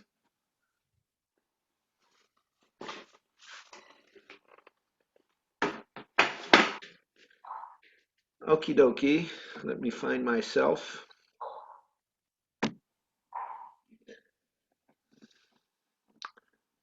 And I don't need to, got it. So,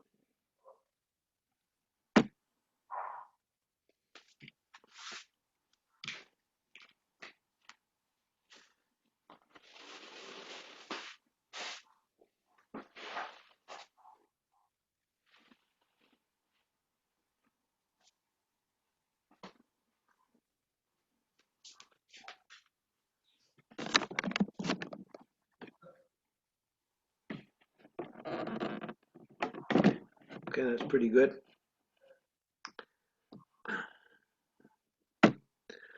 Okay, let's do a few warm-ups.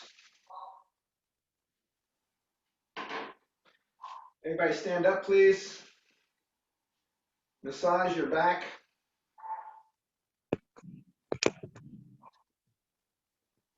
Put your hands on the hips. Swing around gently. Roll your hips around. In as you come forward. As your hips come forward, breathe out as the hips go back.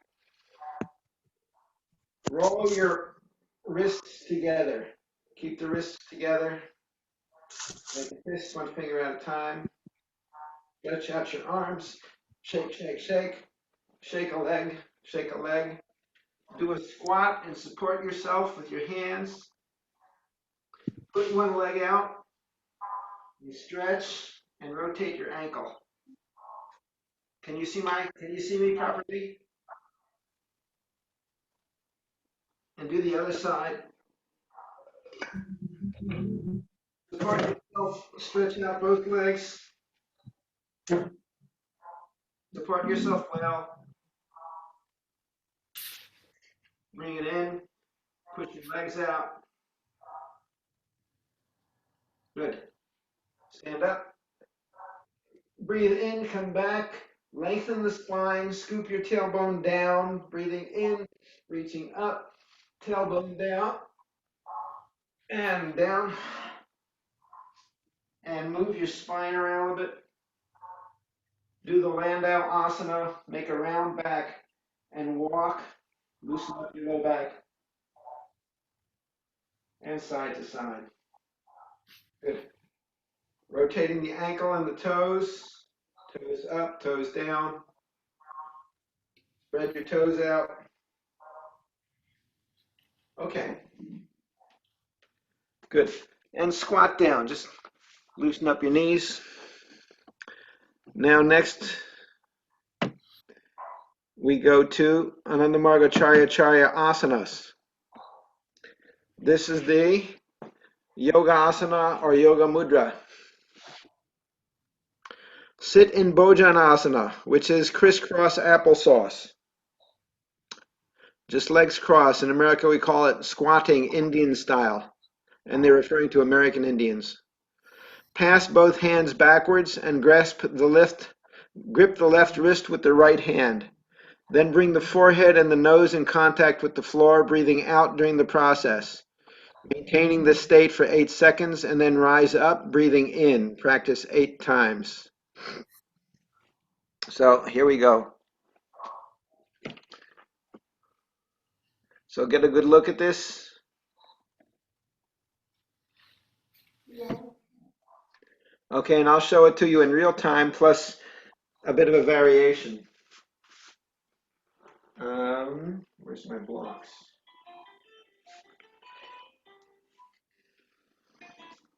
Hello? Yes. Yes. Who's this?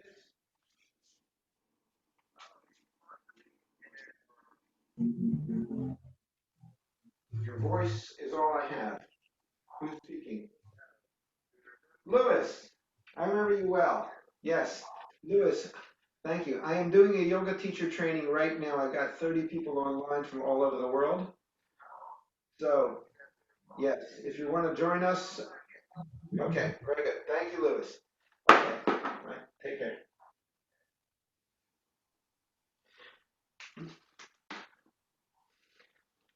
Just for your information, once in a while, some of the people I taught in prison, they do get back with me. And this fella actually took my yoga teacher training while he was in prison. Okay. So the Yoga Mudra, we sit in Bhojanasana, which is this. A lot of people say they do that in Padmasana. You can do it. It's just that Baba's method is to do it in Bhojanasana. I like to take a breath in, because I always like to take a breath in. Baba doesn't bother with that. Up like this. Clasp your left wrist with the right hand. Keep the legs in tight. Keep a long spine, shoulders back. Lean forward, far. Exhale. Put your nose in the forehead, in the ground. Your bottom stays on the ground. I find it easier to bring my hands up and do this and then straighten my hands out. Hold it for 8 seconds. Inhale, come up. And you can go straight down if you want, or relax. Take another breath. I like to relax in between. Remember the stomach and belly breath, belly and chest, shoulder, out.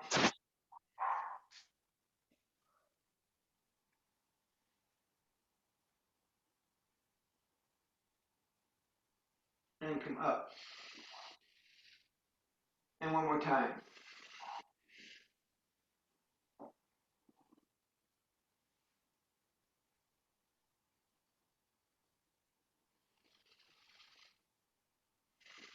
Okay, the main variation on that is that some people are too fat or their legs are too tight and they can't get down.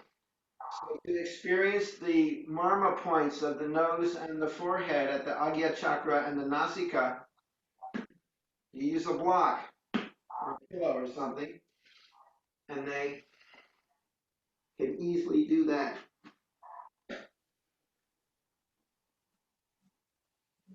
And come up. Okay? So this is one of the 3 women's asanas, and is also one of the 3 asanas that you can teach with impunity, or reasonable impunity anyway, to people who are not vegetarian.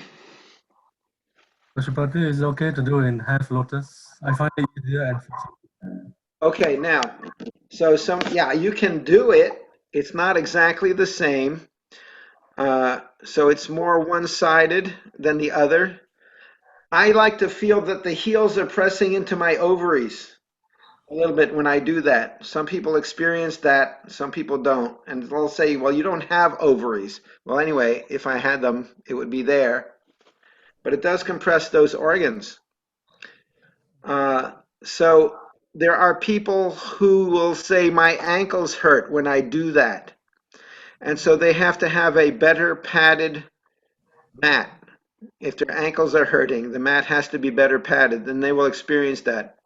Another way of making this easier is putting a pillow under your bottom, and that rotates the pelvis a little bit. And the right holding the left, any reason for that, or why not a reverse on the second? Right. So when people ask me that, that's in the realm of stupid questions, which I don't know the answer to, but I project and I say, this is my guess. My guess is that Baba is all about controlling the sentiments with the rational mind. And so the right hand is connected with the left side of the brain, which is the more rational part of the brain. The right side of the brain is more emotional and intuitive. And so you are controlling your sentimental part with the help of your rationality. And that's my understanding of why he says that, why he recommends that.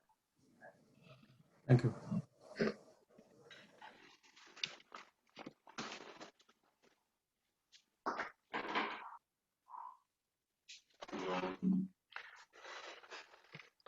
Okay, so let's see you do it.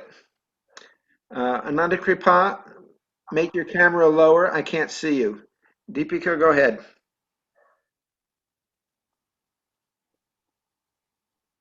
Okay, very nice.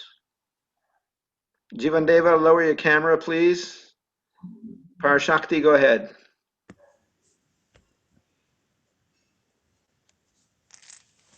Okay, Parashakti, you've got your forehead on the ground. That's good.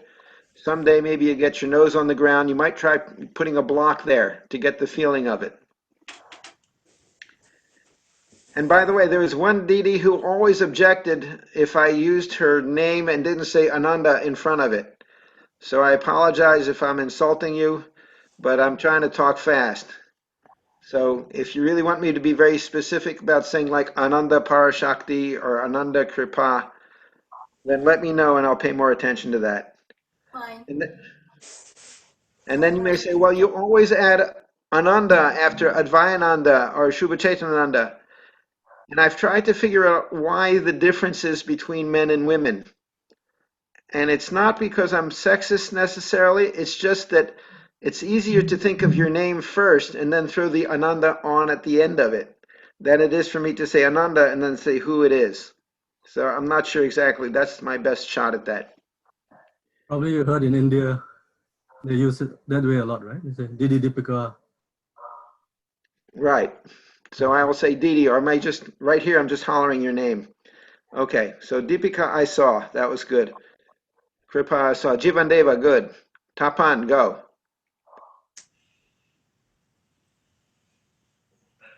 Okay, so Tapan, you're gonna have 6 blocks. That's fine. And then you come back up. But when you come back up, get straight and bring your shoulders back. Get the full breathing. Deep breath. Now go back down. Now, there's a variation for people like Tapan that I like to do. Oh, second time you're halfway down. I tell people to grab their knees and pull. If their back is okay, when they go down, grab your knees with your hands and you'll get another 10, 20 degrees down further. Yeah, nice, Tapan, very good. So now you're only a 3 blocker. Very good. Okay, Karuna Devi, that's a good start. If you can use something firm, it's better than pillows, but pillows are good. That's it. Use your arms. Put your head down. And then grab your left wrist. Very good, Karuna Devi. Okay, good.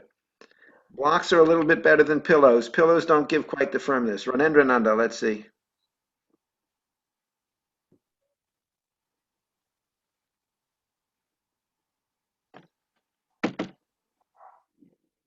Okay. Stay there for a second. Very good. Ranendrananda is almost doing it right, except his hat is getting in the way.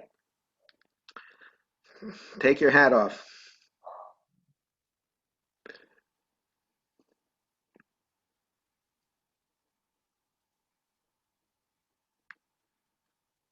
There we go. He's having trouble getting his nose down. So Dadaji, if you pull your legs in tighter, you will get down farther and also adjust your sitting bones. If you pull your feet in tighter. Yeah, now do it.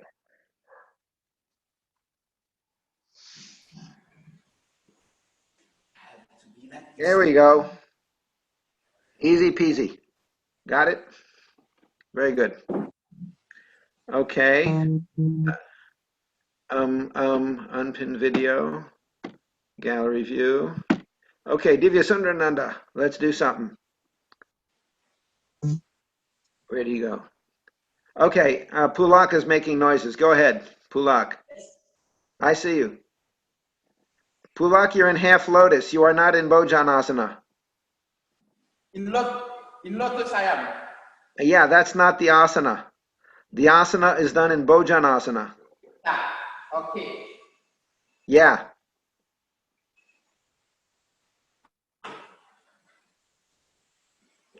Good.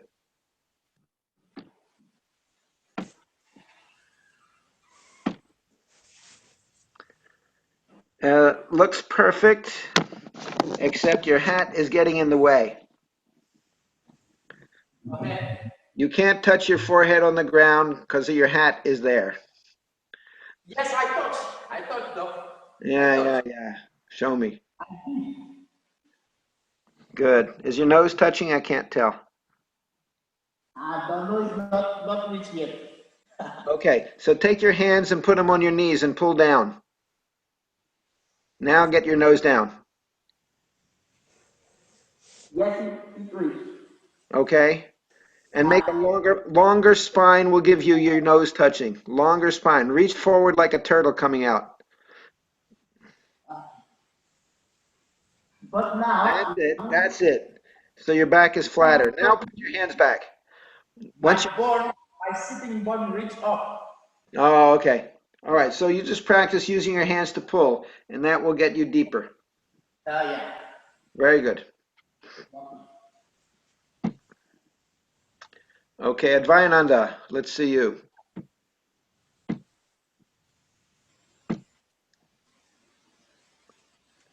Okay, same thing. So you'll use pillows or blocks, or try pulling with your hands. Yeah, do it again. Pull with your hands. There you go. That's how you'll stretch more. Okay.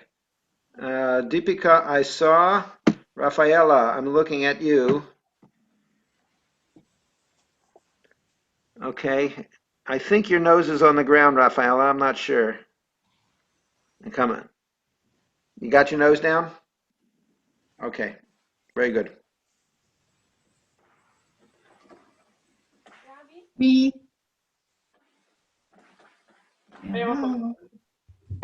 Say it again, Didi. I can't hear you. Can I speak? Yeah. In Bhujasana, the legs, in my case, are not the same, the right and the left. One is upper than the other. Yes. So that means your hips are a little bit different. Yeah. So sit down. Let me see. And by the way, it's Bhojan Asana. Bhojan means food. So this is the food that when you're eating off of the floor, this is the asana that you use. It's the best asana for eating, as long as your ankles are protected. I say it wrong, so you can say. Now they're the same. Sit up straight. No, sit up straight first. Nice straight. Shoulders back. Sit up. Get long. Arms behind you. Deep breath. Now make a long spine and reach out. Reach long. And then come down. So straight back at first, then you can bend your back. Okay, good. Right. If your nose isn't down all the way, you can use your hands on your knees.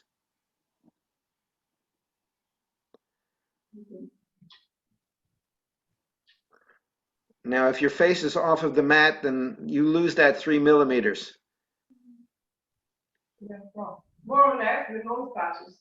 Okay. Also because the nose is long, so. I was trying not to say that Italians have longer noses, but I'm Jewish and I also have it.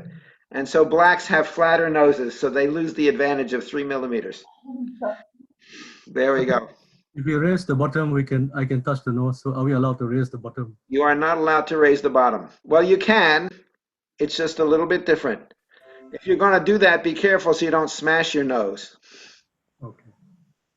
I mean, how many people have broken their nose doing this asana? I don't know. Okay, Muktivrata. Very good. She's doing it flat back, arms in place, nose down. Great. And sit up. But now sit up all the way, Didi. Shoulders up, body long, head straight. Now breathe, and then come down. There we go, much longer. It's a better asana. Good. Can you feel the difference? Yeah. Very good. Divyasundarananda.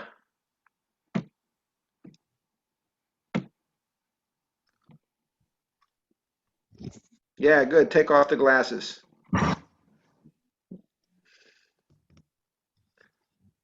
Okay. Now you're not quite getting down all the way. One leg is higher than the other.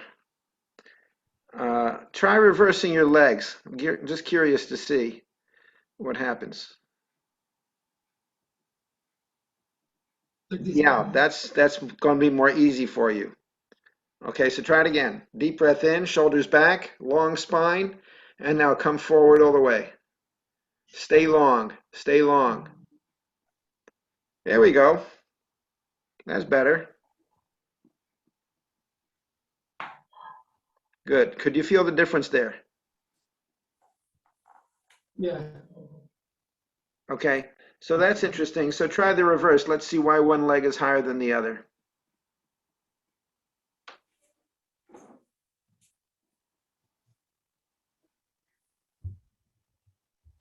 Okay, so in this case, I would suggest that you take your right leg and release it a little bit. Bring your right leg a little bit forward. Yeah, yeah. So that gives you a little bit more lowering of that left leg if you wanted to do it that way.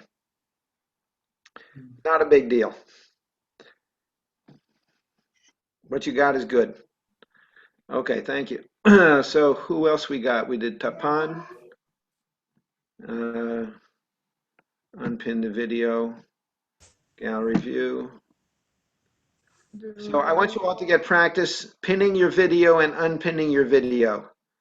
And also, you're not able to do the spotlight because that's only me. Okay, Sarabi, go ahead.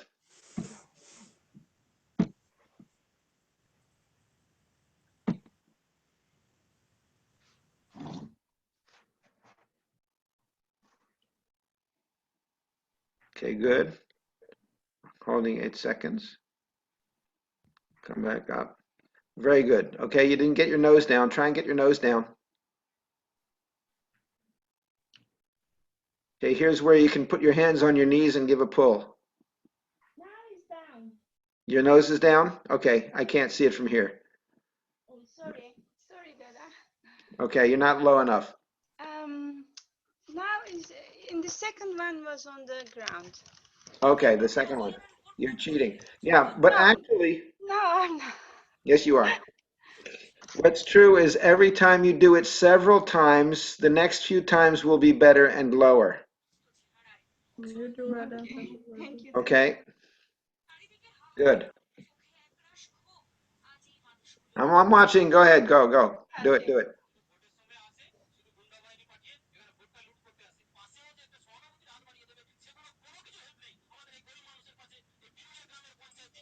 There she goes. Okay, very good. Very good. Okay, Radha.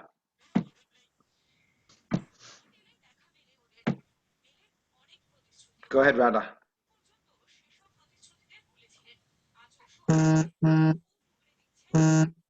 Okay, very good.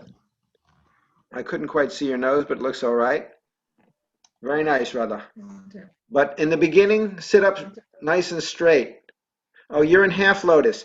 Half lotus will sometimes get you further. Radha, you are in half lotus. You are not in Bhojanasana. No, that's half lotus. In Bhojanasana, your right leg will be.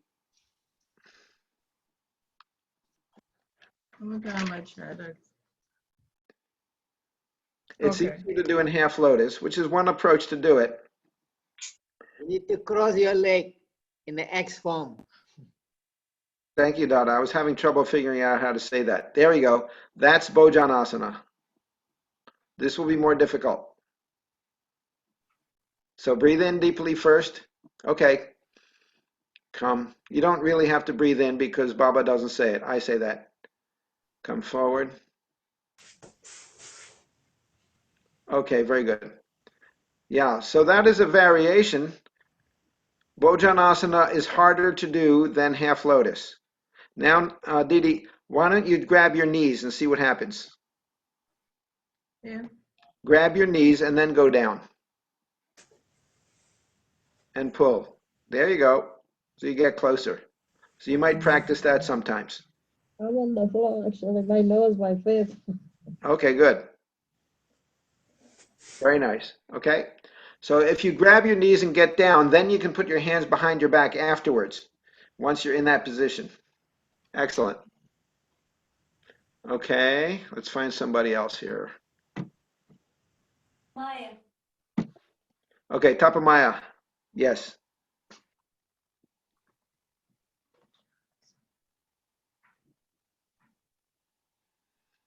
Okay, that's pretty good. Okay, and then come up. Now she is in Bhojanasana, but she is in a loose Bhojanasana. A full Bhojanasana would have your left ankle really under your right leg. Yeah, but that's going to make it harder.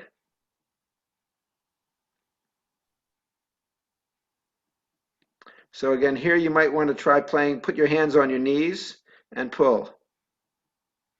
And now get longer spine. There we go. And put your hands back. Very good. Okay. Thank you, Didi.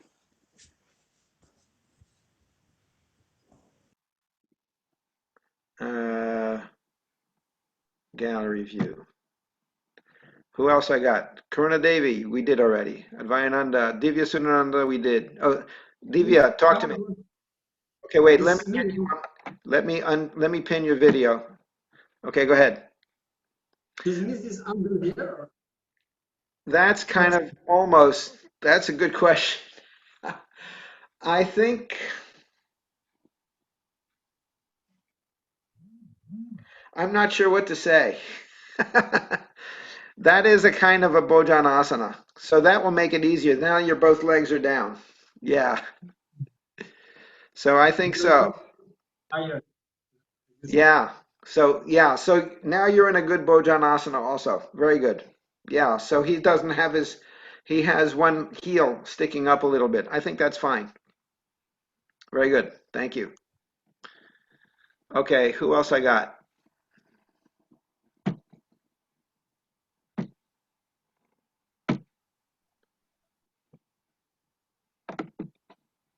My computer is not wanting to unpin Dadaji.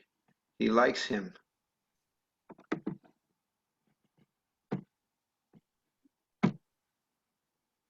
And what happened here? It's focused. My computer is stuck on Divya Sudananda. It likes you very well. Okay, now I got everybody. Okay, Vinay. Did I see you, Vinay, already? Okay, let's see it. Vinay, you're in half lotus. You are not in Bhojanasana. Cross your legs. No, that's it. Now you're in Bhojanasana. Okay. So do the arms and go down. Put your nose on the ground. Yeah. Arms behind you. Very good. Okay. Apana.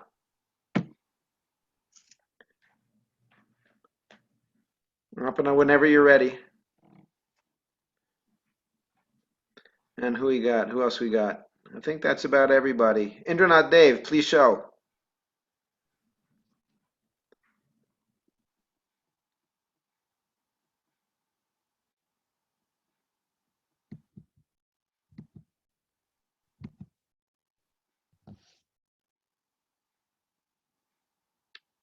That's pretty good. Almost all the way down. You can grab your knees and pull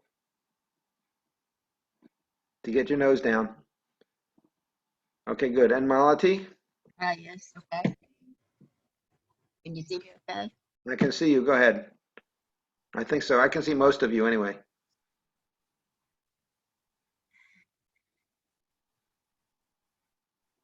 Very good. She's settled. When you're sitting up and take your deep breath, throw your shoulders back and get long. There we go. Get high. Better. Okay. And who else we got? I didn't see Apana, but I got everybody else. Okay, good. Questions on that? Oh, Hita Prabha, always hiding. Okay. Go ahead, Didi. You can see me? Pretty well. Yeah, go ahead. Your camera down lower a little bit.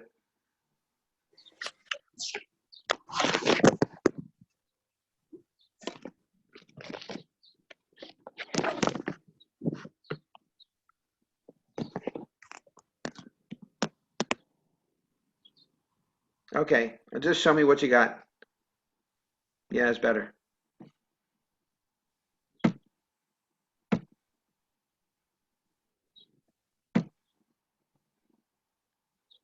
Very good. Nose on the ground. She's got everything.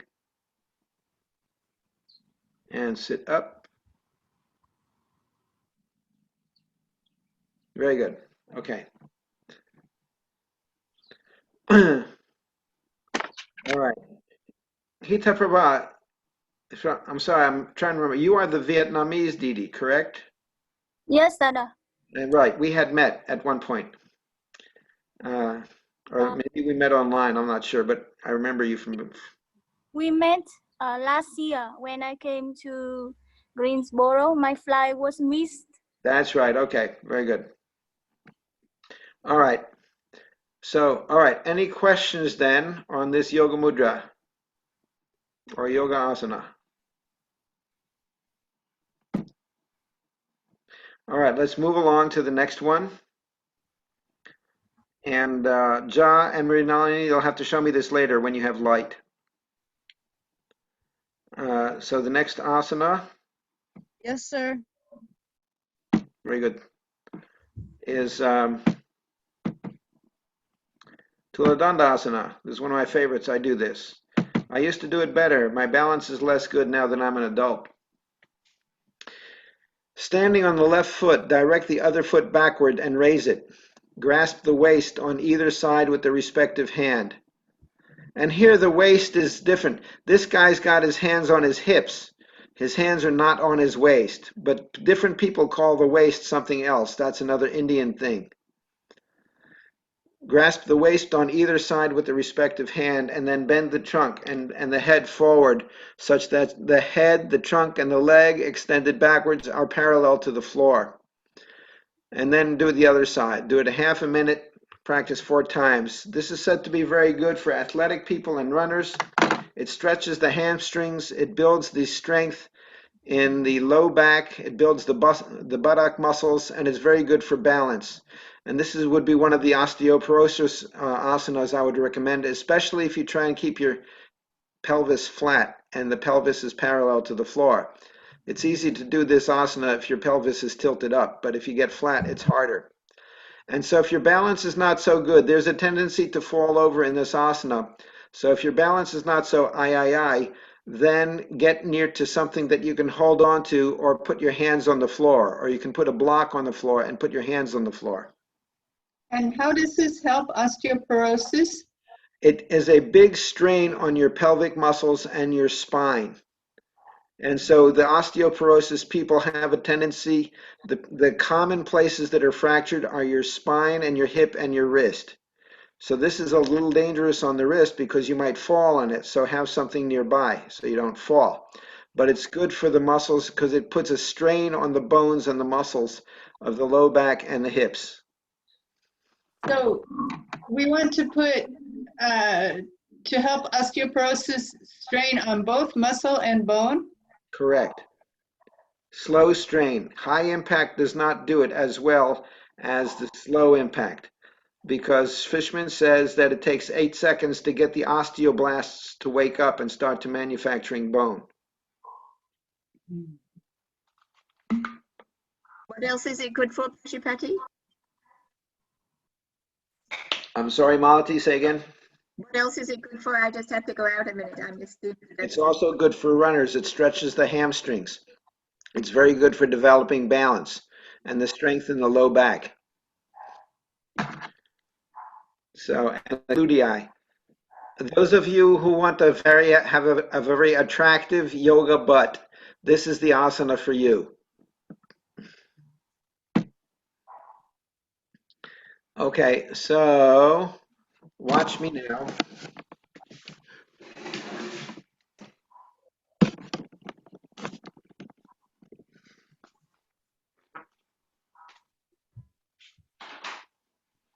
I'm going to keep a block on the floor just for balance functions if I need it.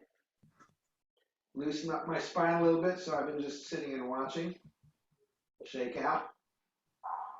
Loosen my hamstrings. And I want you to criticize me and tell me if my legs are up straight.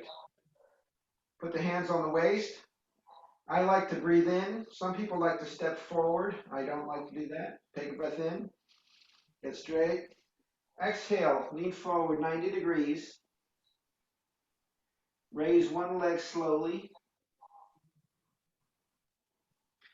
And by now I should be level.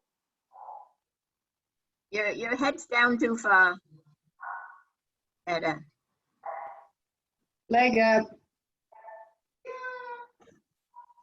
Well, that's not bad. Now, one thing I will mention, I'm on the mat. When you're doing balance poses, your balance is usually better on the hard floor. When you're on the mat, your accommodation to the foot, the proprioception is less. So I'm going to do this on the floor. I'll use my other leg too. Down. My head is up more. My right hamstring is tighter, so it's more difficult. Is your back supposed to be straight and flat?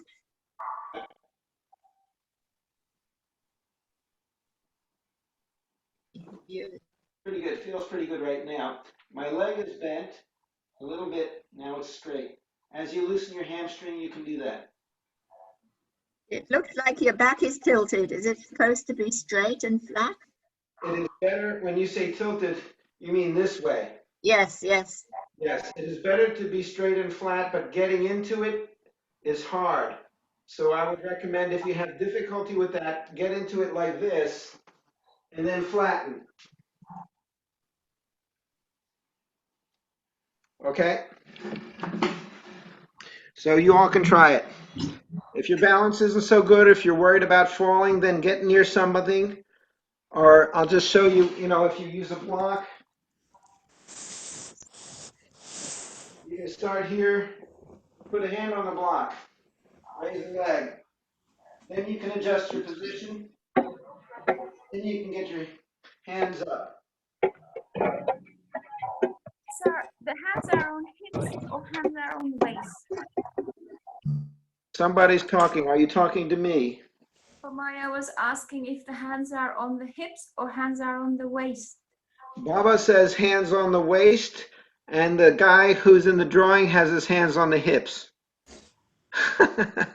So you figure it out. Put your hands someplace. And Ranandrananda was also, he made the suggestion, which I like, although it's not exactly in the drawing, I don't think, but pull the elbows back. And I've not been doing that, but that will accentuate the strain on your spine. So I'll just show you this here. So I come up, I go down, leg up, and raise the arms up. Like that. And that accentuates the strengthening for the spine, for the osteoporotics and everybody else. So I think he added that, and I like it. Opening up the chest too for thymus gland. Yes, it enhances the muscles of the chest, so you can watch him do that.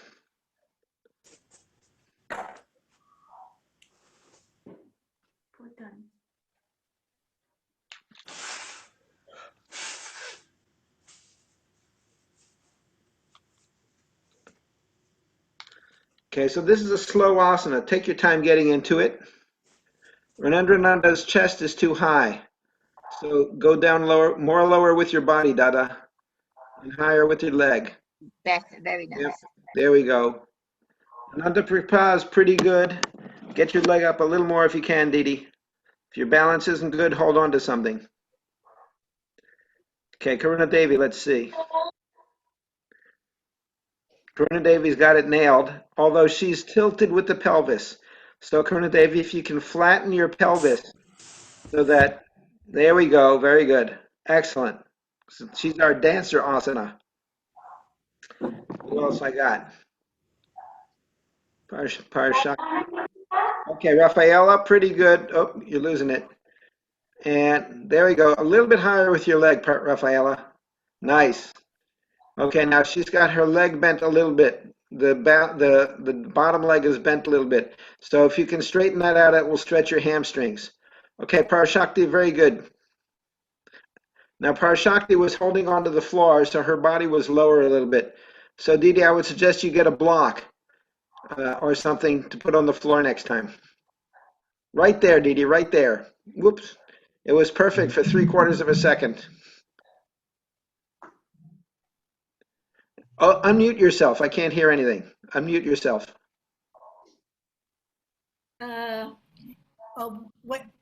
When I'm not touching the floor, the leg that is standing will be a little bit bent, not fully straight. So Correct. I understand that. So it means that you're not physically loose in the hamstring muscles. So that's what's going on. Also, the balance is easier. It's easier to balance when your knee is a little bit bent. So that's a variation. The full asana, the knee is straight. The variation is the knee is bent. Take it slow. Repeat your Guru Mantra. Very good. but she couldn't hold. Okay, so you practice that. Jivan Dev. Okay, more high with your leg, Jivan Dev, and lower with your head. Lower with the body. Okay, and he's holding onto the wall. That's fine. So you'll practice that with balance. The right knee is bent. Okay, so he's doing several variations at the same time. Okay, another Kripa's holding onto the floor. Now she's not. Pretty good. A little higher with your leg, Didi. Okay, Tapamaya.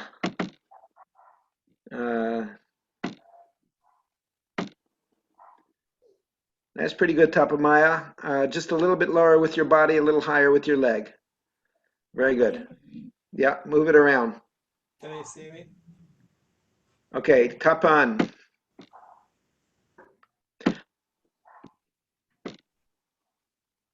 Okay, that's a good start, Tapan. You want to be lower with your body and higher with your leg. So for you, because you're not as flexible and your leg is bent, fine. Get to the bed or get to the table. Put a hand on. Yeah. Higher with your leg. There we go. Okay, so practice with the bed. Okay.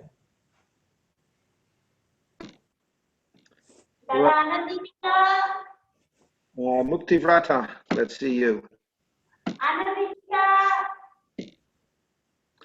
Okay, Didi, so you can go a lot lower if you can. And hold on to something. Okay, that's as high, that's as low as you can do it. Go with your body. You can hold on to something. Okay, that's better. Yeah, hold on to something. Good. Okay, good. Pick your head up at least. So your head is flopped down. So as you do it, keep your head in line with your trunk. Head up higher. Yeah, now you're more or less in line. Your body is now in line. You can go, when you get looser physically, then you can get farther down and your leg will come up higher. Malati.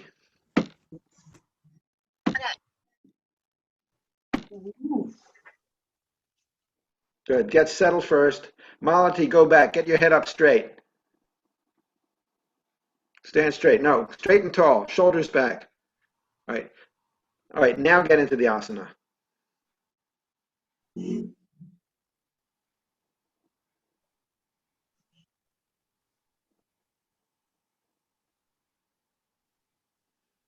I'm not seeing your back leg at all. It means it's not getting high enough.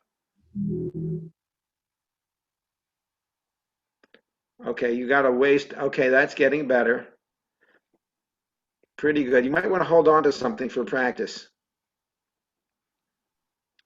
Now, I want you guys all to, I'm going to unpin her video. Yes, I'm here. Okay, just a minute. Hang on before you go, Dada. Watch me.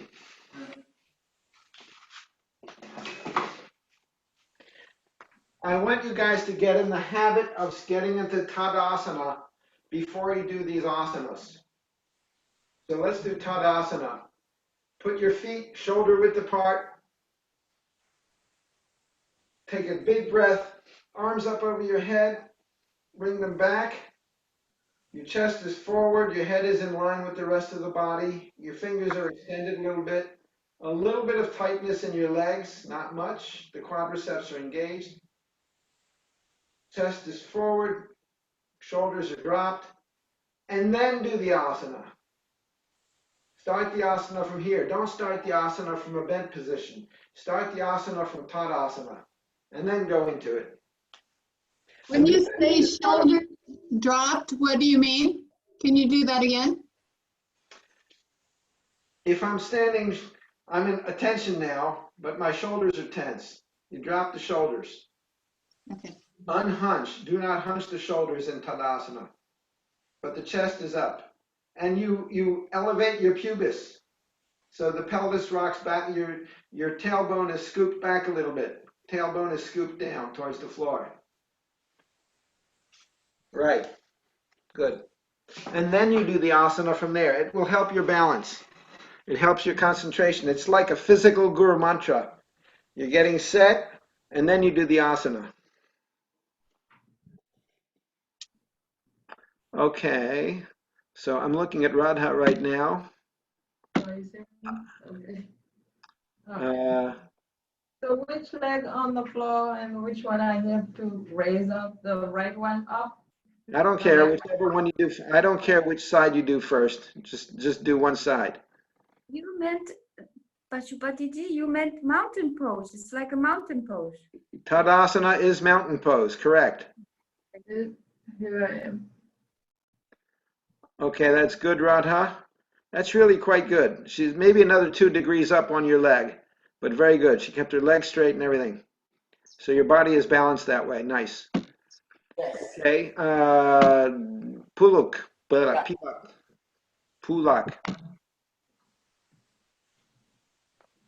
Now you don't, I like to put my head down first. You don't have to do it that way. It's just the way I like to do it. That's good, Pulak. Okay, flatten your pelvis a little if you can. Yeah, better. Good job, guy. I want 2 more degrees on your leg. 2 more degrees higher. Bravo. Very good. See, he can do that because he's wearing a hat. The hat balances his leg. Nice. Okay, very good. Who else I got? I think I've seen everybody. No, Sarabi, the shy one.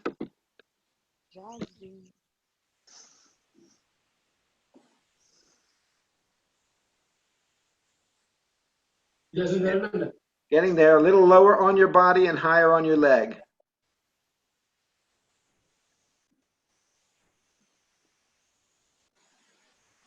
Almost perfect. Very, very good. Okay, a little bit lower on the body and the leg is fine. Nice. Good job. Okay. So this is a 30-second asana. So try holding it for 30 seconds, everybody. I'm not going to watch you for 30 seconds, but try and hold it for 30 seconds. Advayananda.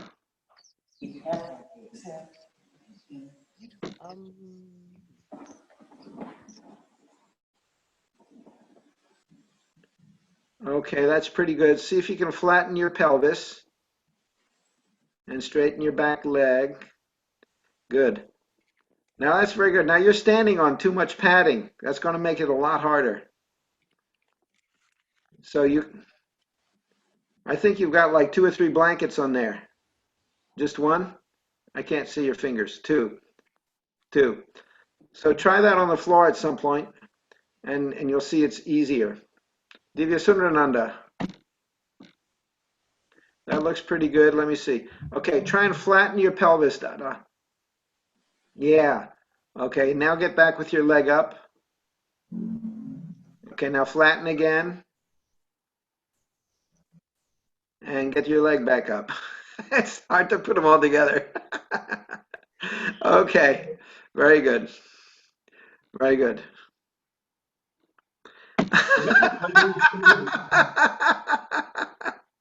That was funny what Shiravi said. Okay, got it. That was private. Okay, we'll leave it private. I'll work on that. So we'll stick with Sarabi, which means the rose. It's very beautiful. Okay, who have I not seen yet? Vinay? Go ahead, Vinay.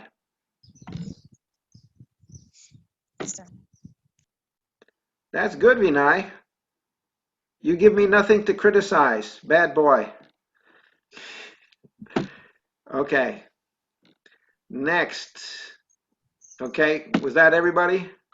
Yes. Okay. So, oh, wait. The Hawaii twins. I have a question. No, shut up. I'm watching Ja. Very good, Ja. He's got it. Get out of my office. You're too good. Okay. It's not fair. He's young and strong. No good. How about Rinalini? Where's she? Holding the camera. Switch. Switch.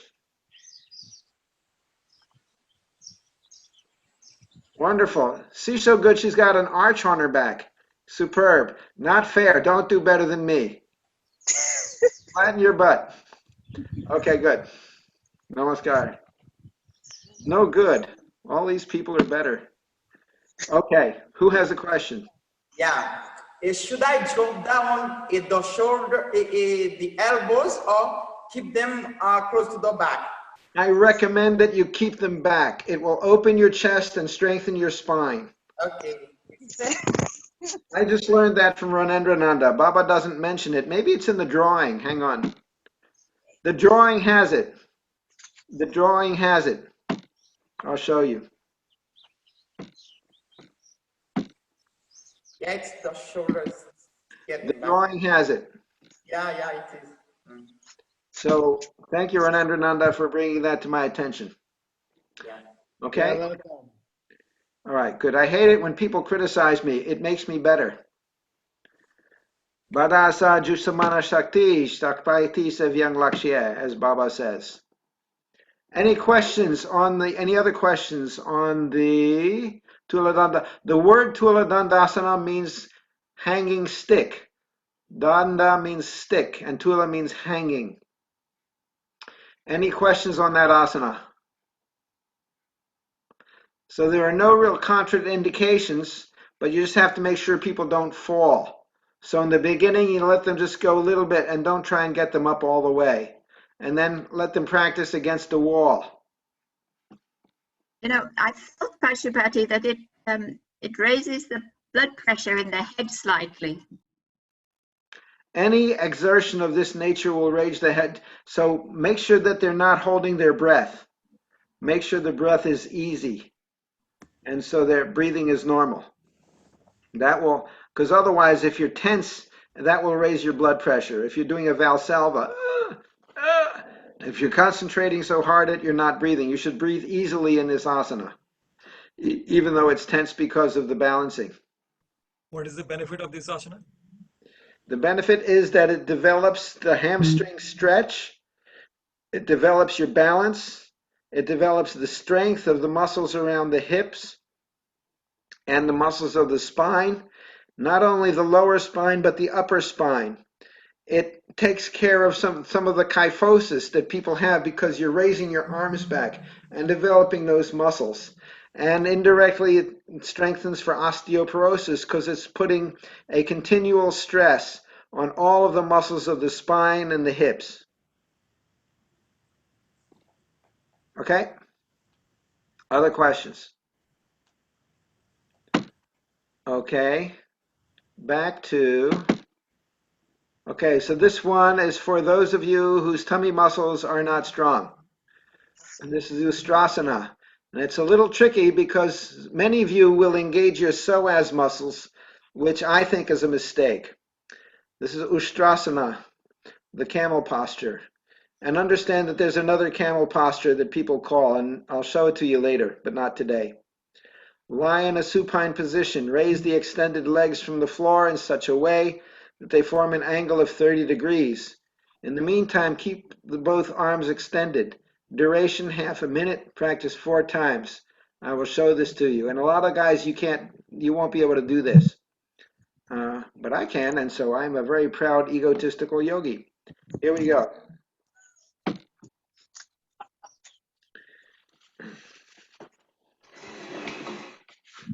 Can you see the mat? No, you can't.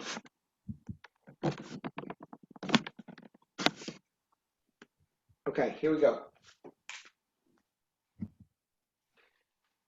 Now, there's all kinds of tricks that you can do to make this asana here easier.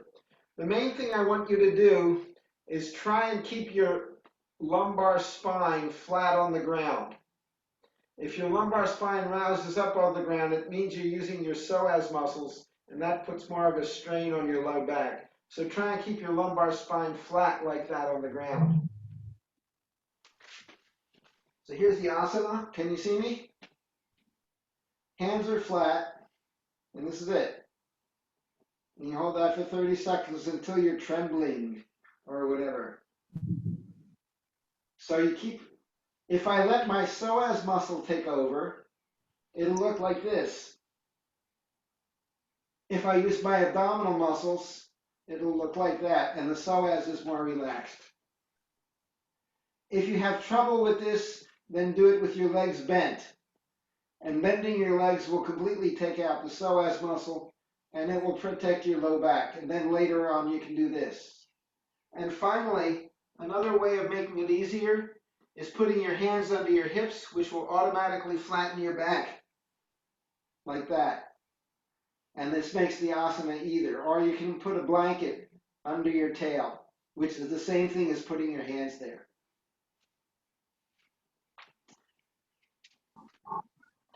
Okay, so you all try it and see about holding it for 30 seconds.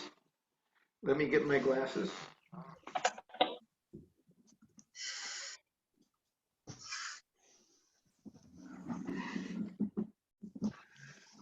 Okay, Sudeepa, very good, but too high.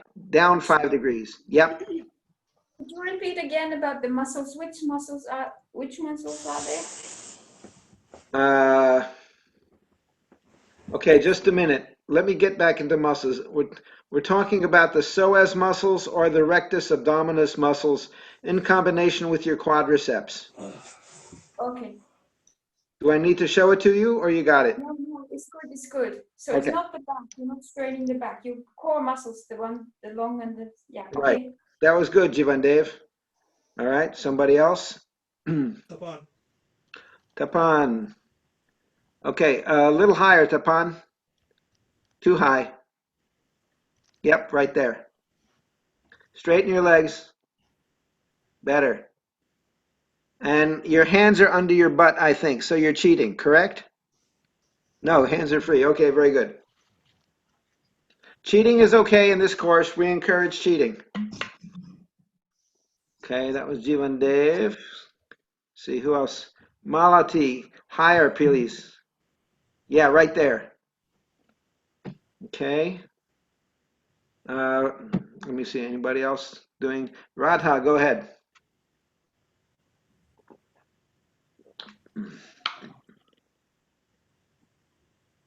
Right there, Radha. Nope, too high. Lower. Yep, right there. Stop there. Stay there. Good. Muktivrata, good. You got your legs bent a little bit, fine. And your hands, I think, are under your hips a little bit. Fine. So she's cheating 2 ways. Okay, very good. So you'll do that more, and your stomach muscles will get stronger. And then you can do it completely. All right, who else? Divya Sundarananda, lower your legs some, please. And if you can, straighten them. If it's too hard, then don't.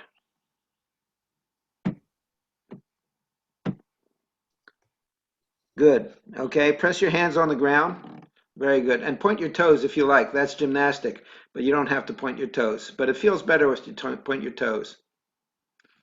Okay, Tapamaya.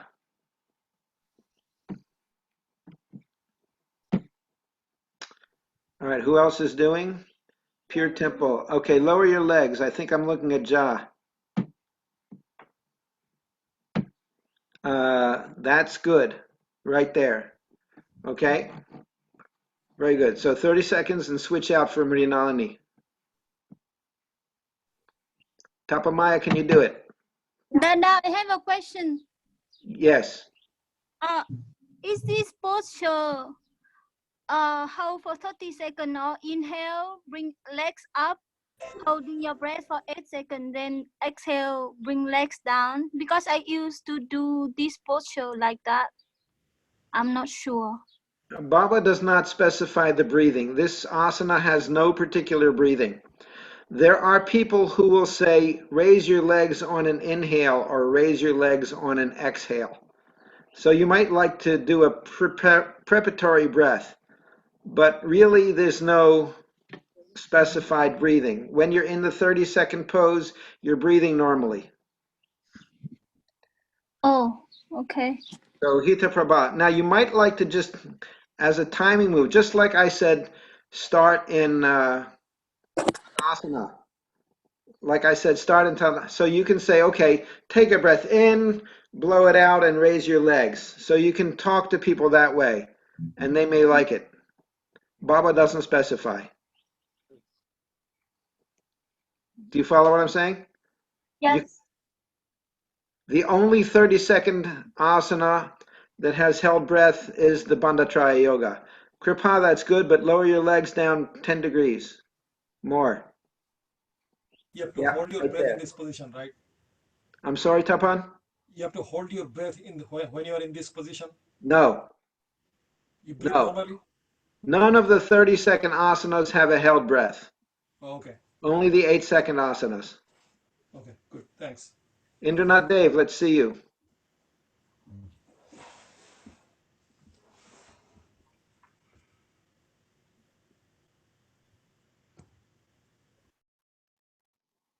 Too high. Lower, please. Right there. You can point your toes if you want to. Yeah, try pointing your toes. Everybody should try pointing their toes. It's a very different feeling. Okay, Karuna Devi, let's see. Higher, please. A little bit higher. Nope, too high. Right there. Very good. And don't look at me. I know I'm good looking. Look straight. Oh, no, please. Very good. I had to break your concentration. Okay. All right. Bust my bubble. All right, who's next? Chaitananda. Wow.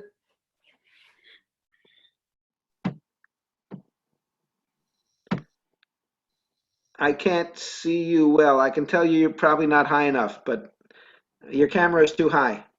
Lower the camera, please.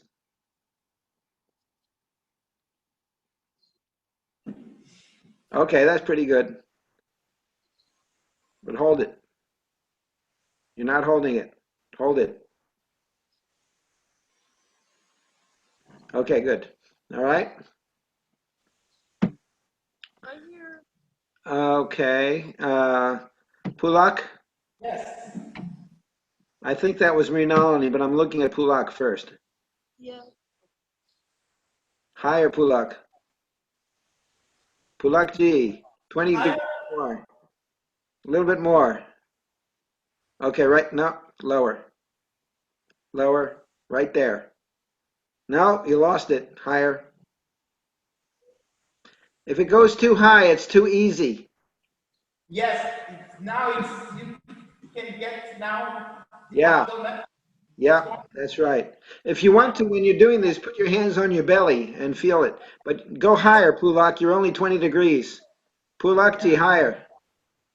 Higher, higher. Now I'm thinking it's No. okay, 30 degree now.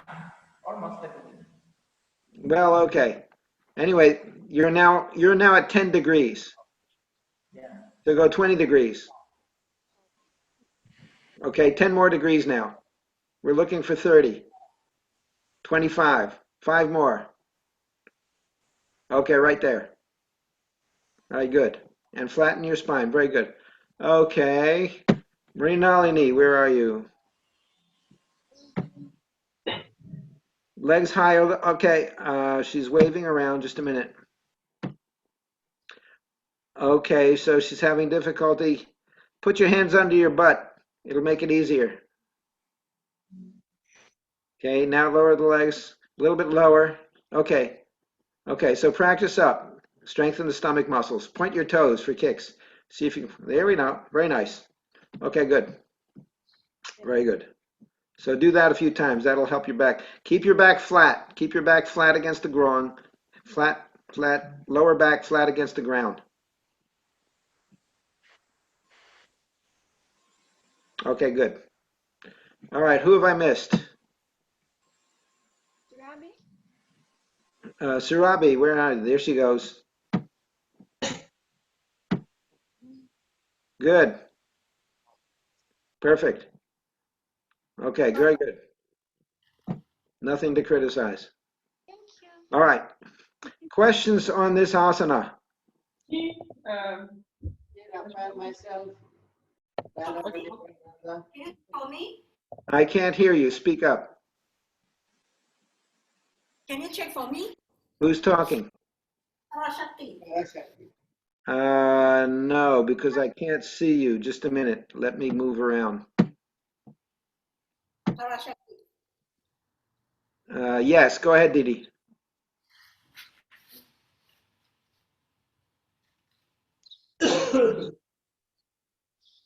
Excellent. Stop there, point your toes.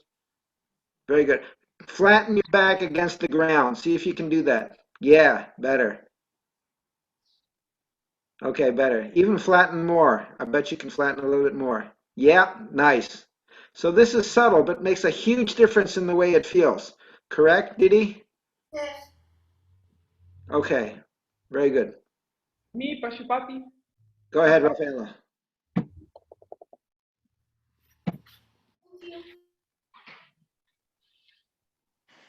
I have a question. Wait. Okay, that's perfect. Flatten your back. There we go, better. Okay, good. Anindrananda, Yes. Who's speaking? Anindrananda. Ranendrananda, yes. Oh, let's look at you. I didn't look at you. A little higher, Dada. Right. Let me look at the rest of you just a minute.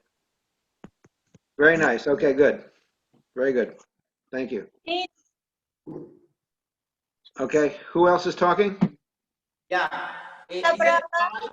While exhaling, raising the legs up, and while lowering down the legs and exhaling.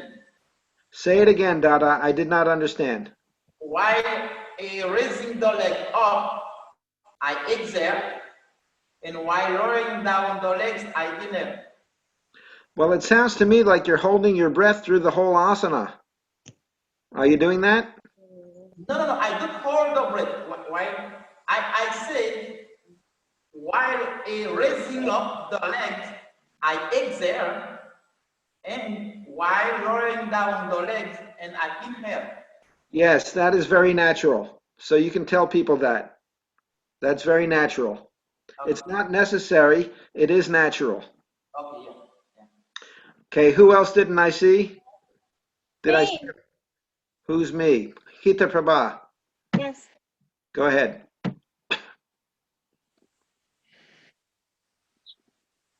A little higher, Didi. Nope, a little lower. Okay, good enough. That's fine. Very good. Nope, you lost it. Higher. Higher, higher. Right there. And hold it for 30 seconds. Okay. All right, very good. So a lot of this is the length of time that you hold it. Okay. Okay, questions on this asana?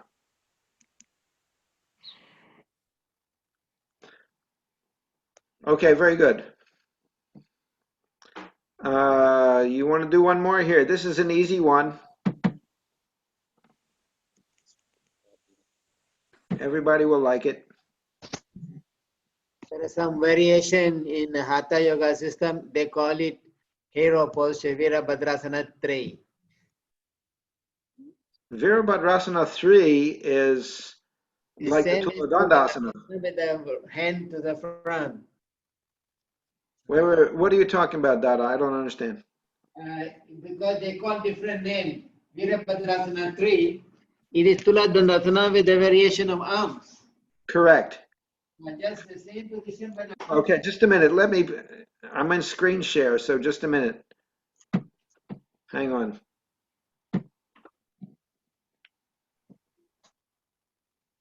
okay. No. Okay. Okay, go ahead. So this is our posture, Tuladandasana like this. Right. But in the Virabhadrasana 3, they put their arms just like this. Right, so that makes it even harder. So yeah, it's a very good asana. It's even better for the low back and everything. Yes. It's harder. But just a variation. Right. Very good, thank you. Any other comments before? We got 10 minutes to learn this Kurmakasana, or Utkat Kurmakasana. Wow, this is very difficult. Easy, no problem. Oh, No problem. no way. If Dada thinks it's difficult, what about the rest of us? All right. So Utkat Kumakasana, the difficult tortoise pose. Bring the right leg over the right shoulder. Then bring the left leg over the left shoulder and place it on the right ankle. Interlock the fingers firmly and hold them forward in the Namaskar position. Duration half a minute. Practice 4 times.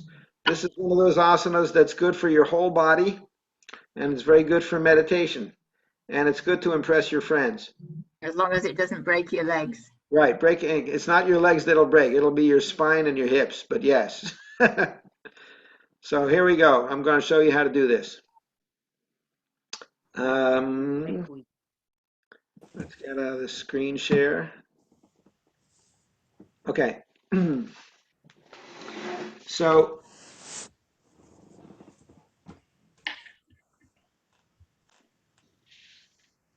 different things make this easier.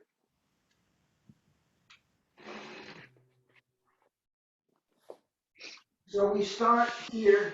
We'll start in Shavasana, and then we'll go a little bit of rock and roll. And we bring your knees up to the head and roll side to side to loosen up the muscles. Now you can start by doing this asana lying down. It's easier lying down. So in this way you can bring your leg way up higher than you could when you're using your muscles. And so you'll practice this variation. And then both legs together and here, and then you can rock forward and hold your hands. Yeah. So we do the Landau asana. Exhale, bring the knee up to your heel up to your belly button. Breathing in and stretch. Exhale here. In and stretch. Exhale, in and stretch. And then the other side. So you can do that with me right now. One heel in, exhale. Inhale, stretch. Exhale, bring it in. Inhale, stretch. Exhale up to your head. Inhale, stretch. Going overhead. And relax. Wiggle around a little bit. And so if you put your hands in here, you can do this variation by sitting in Bhojanasana, and you have some of the feeling of this asana. So that's one variation that you can do. Okay?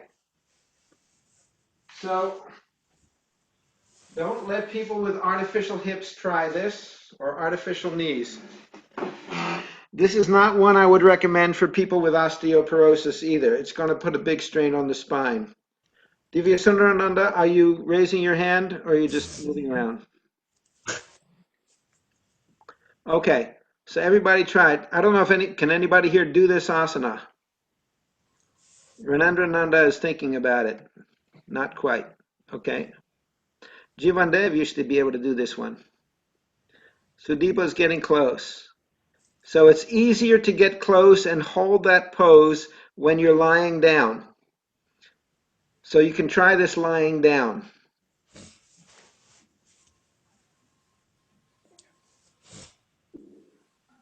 That's it. Pulak's going back and forth. Karuna Devi is playing with it. She's doing the variation. Tapamaya Ananda Tapamaya is rolling around. Parashakti is playing with it. She's in plow. Plow is close to this asana.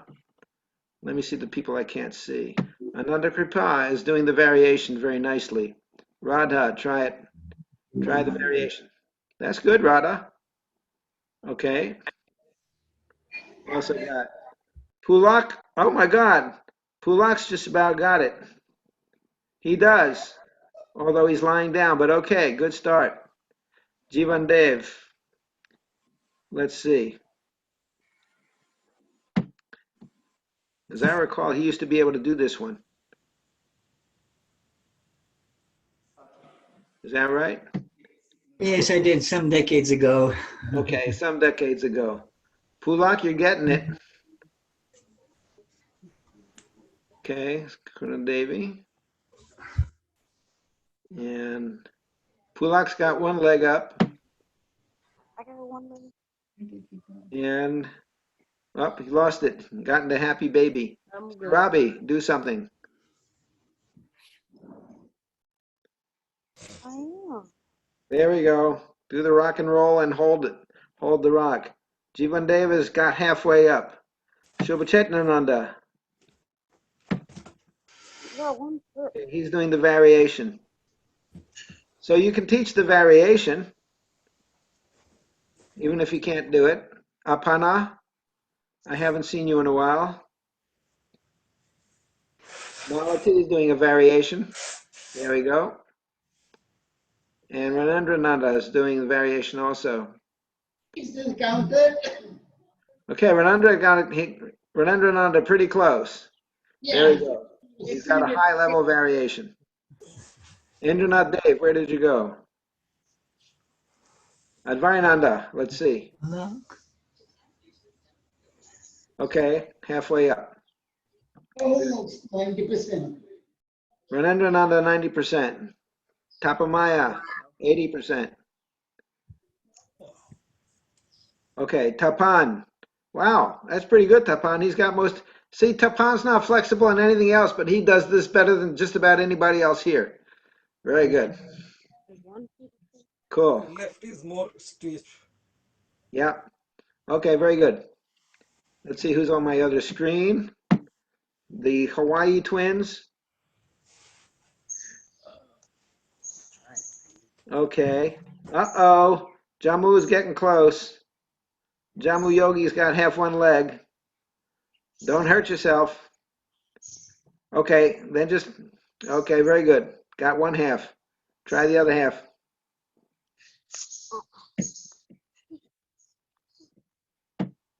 He's got that. Oh, Rinaldi, they are twins. How about that?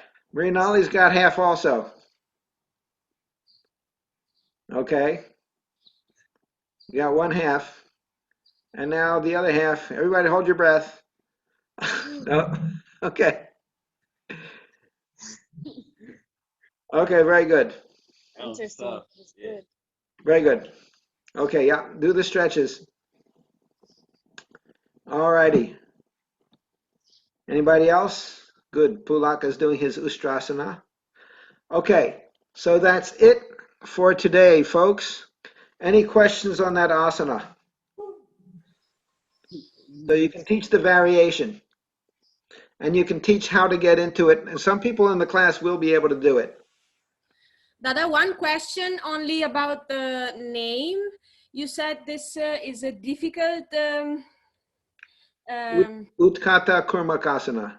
Yeah, the difficult Kurmakasana, but Utkata, Utpa, Utta, Utka means up, no?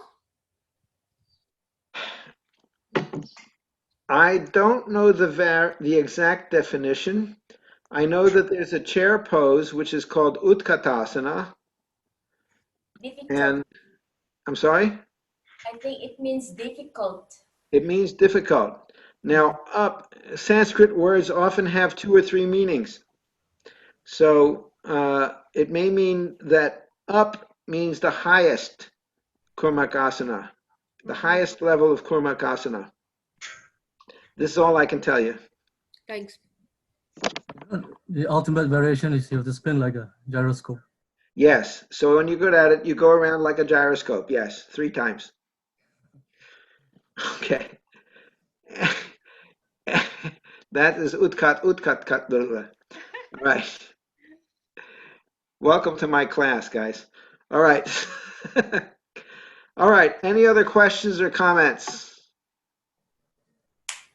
That was good. I have no question. Okay, you've done very well. Do your massage and corpse as you like. And we will see you tomorrow morning at 9 o'clock. So today you can go shopping and go to the drugstore and attend whatever Dharma chakras you got time for. Utkatasana is different in the spelling of the A. Utkat, Utkata. There's a different Utkata. The chair posture, the A, you see Utkat, it's not Utkata. It's a masculine Utkat. But in the Kurmakasana, Utkata, A is feminine. That's why it's not the same Utkata, Utkata. One is Utkat, another Utkata. Ah, thank you, Dada. You understand, Sudeepa? This is one of these Indian things and Sanskrit Yeah, Indian things. No, The I chair mean, posture is Utkata, feminine Utkata. The Kurmakasana, the Vidit is Utkat. A is masculine. You don't say A. You don't say Utkata. You say Utkat. okay, Yeah, so but- difference here is only you're saying masculine and feminine, not about the meaning of the word. No. He's saying that they're different words. The one that has a uchi on is pronounced differently and has some different meaning. The thing is that that utkatasana, anything before asana will have an uchi on it just because the asana is tacked onto that. So you have two A's in a row. It's going to have an uchi no matter what. No, I'm not talking about asana. I'm talking about Utkata. All right, hang on. Let's look to see how it's spelled. Utkatasana, the Kader, the chair posture, Jatila Utkatasana, Sahaja Utkatasana, A with the Uchi, that is called difficult, Utkatasana. Okay, now here they actually spell it two different ways. Let's do the screen share. Utkat in the book. Okay, so here the spelling is utkatta. So the T has the uchi here. And down here, there's no uchi on that word at all. So we have a variation within. Now let's go find the other chair pose. Where did it go? Here's the chair pose. So here there is the uchi over the T, just like before, utkatasana. And it looks like the same word here because that A is combined with the word asana. And so it's got an uchi no matter what. So I don't see any difference.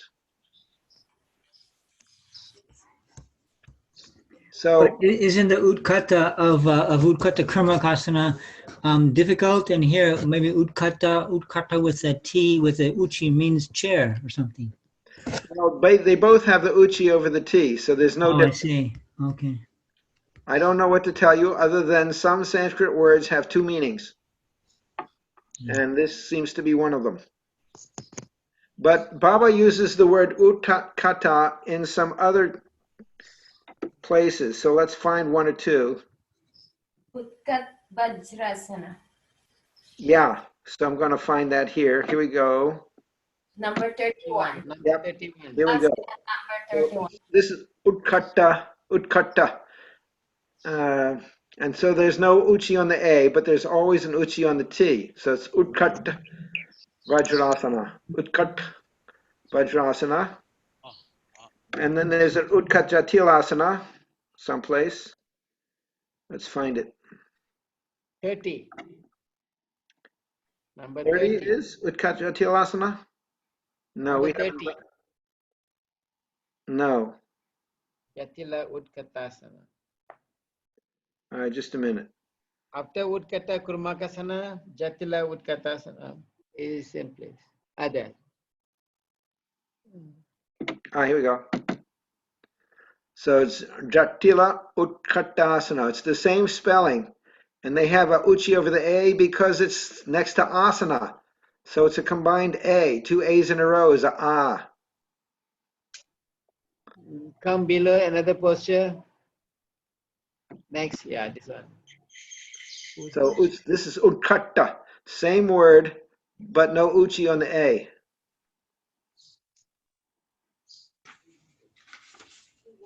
Okay. So all I can tell you, Sudeepa, is the same word seems to have different meanings at different times. Yeah. Okay, very good. Thank you, boys and girls, ladies and gentlemen. Pashupati, I have a question. Namaskar, much appreciated. I have a question, Pashupati. This question, Hakan. You guys are Yeah, great. so it's, someone asked me if there is any asana for sinus and asthmatic problem. Baba has an entire asthma program. It's in the Yogika Chikitsa. Okay. For the sinuses, the main thing is Nasapan and steam. Steam. Yeah, I don't know of any particular asanas that are good for the sinuses. I don't recommend doing the asanas that you have your head down all the way, like Dirga Pranam or hair pose or the Shashangasana. Okay. I do find, so the fish may be of some use. The Matsyasana, where your head is back, may be of some use. But the main thing is the half bath. Okay? Other questions? The yoga mudra is categorized as mudra or asana? It has both names. Yoga Mudra and Yoga Asana is similar. It's the same asana. So if you go to the Charya, and we'll find it here.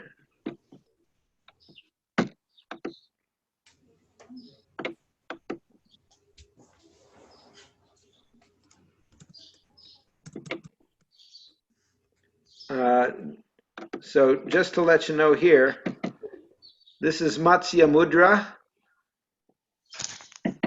and this is Matsyasana. So Matsya Mudra may be called that because you have to use more strength to hold the pose. Okay, now let's go to the Yoga Asana, if I can find it. So this has both. You can call it this or that, Yoga Asana or Yoga Mudra. Right. Okay? Okay. Okay. Anything else? So we'll get back at 2. So tomorrow morning, we get back again, same time. So there no other session is up today. Get closer, I can't hear you. There is no session this afternoon again, no. Correct, no session. The next 2 sessions are canceled. So rest and relax, although Baba says you have no opportunity to rest or relax. Anyway, do what it takes to get yourself back together again. We've been going very, very heavily for a week, and we're going to do another week at least. Yeah. Okay? Okay, thank you. Namaskar. Tomorrow we have? Namaskar. Say again? Tomorrow we have class? So we have at least another week of class. We haven't even finished Baba's asanas, and we have another 30 of the asanas from the Total Yoga book. So we got lots to do, and then you have your practice sessions. Once you get good with all those, then you have to have your practice sessions and then testing. Pashupati. Yeah. Sorry, I lost battery and I got disconnected. So sorry about that. No problem. I forgive you. I don't forgive your phone. Can you please email us the Zoom from last night? Yes. And very shortly, I'll email you the Zoom from this one also. Thank you. Thank you.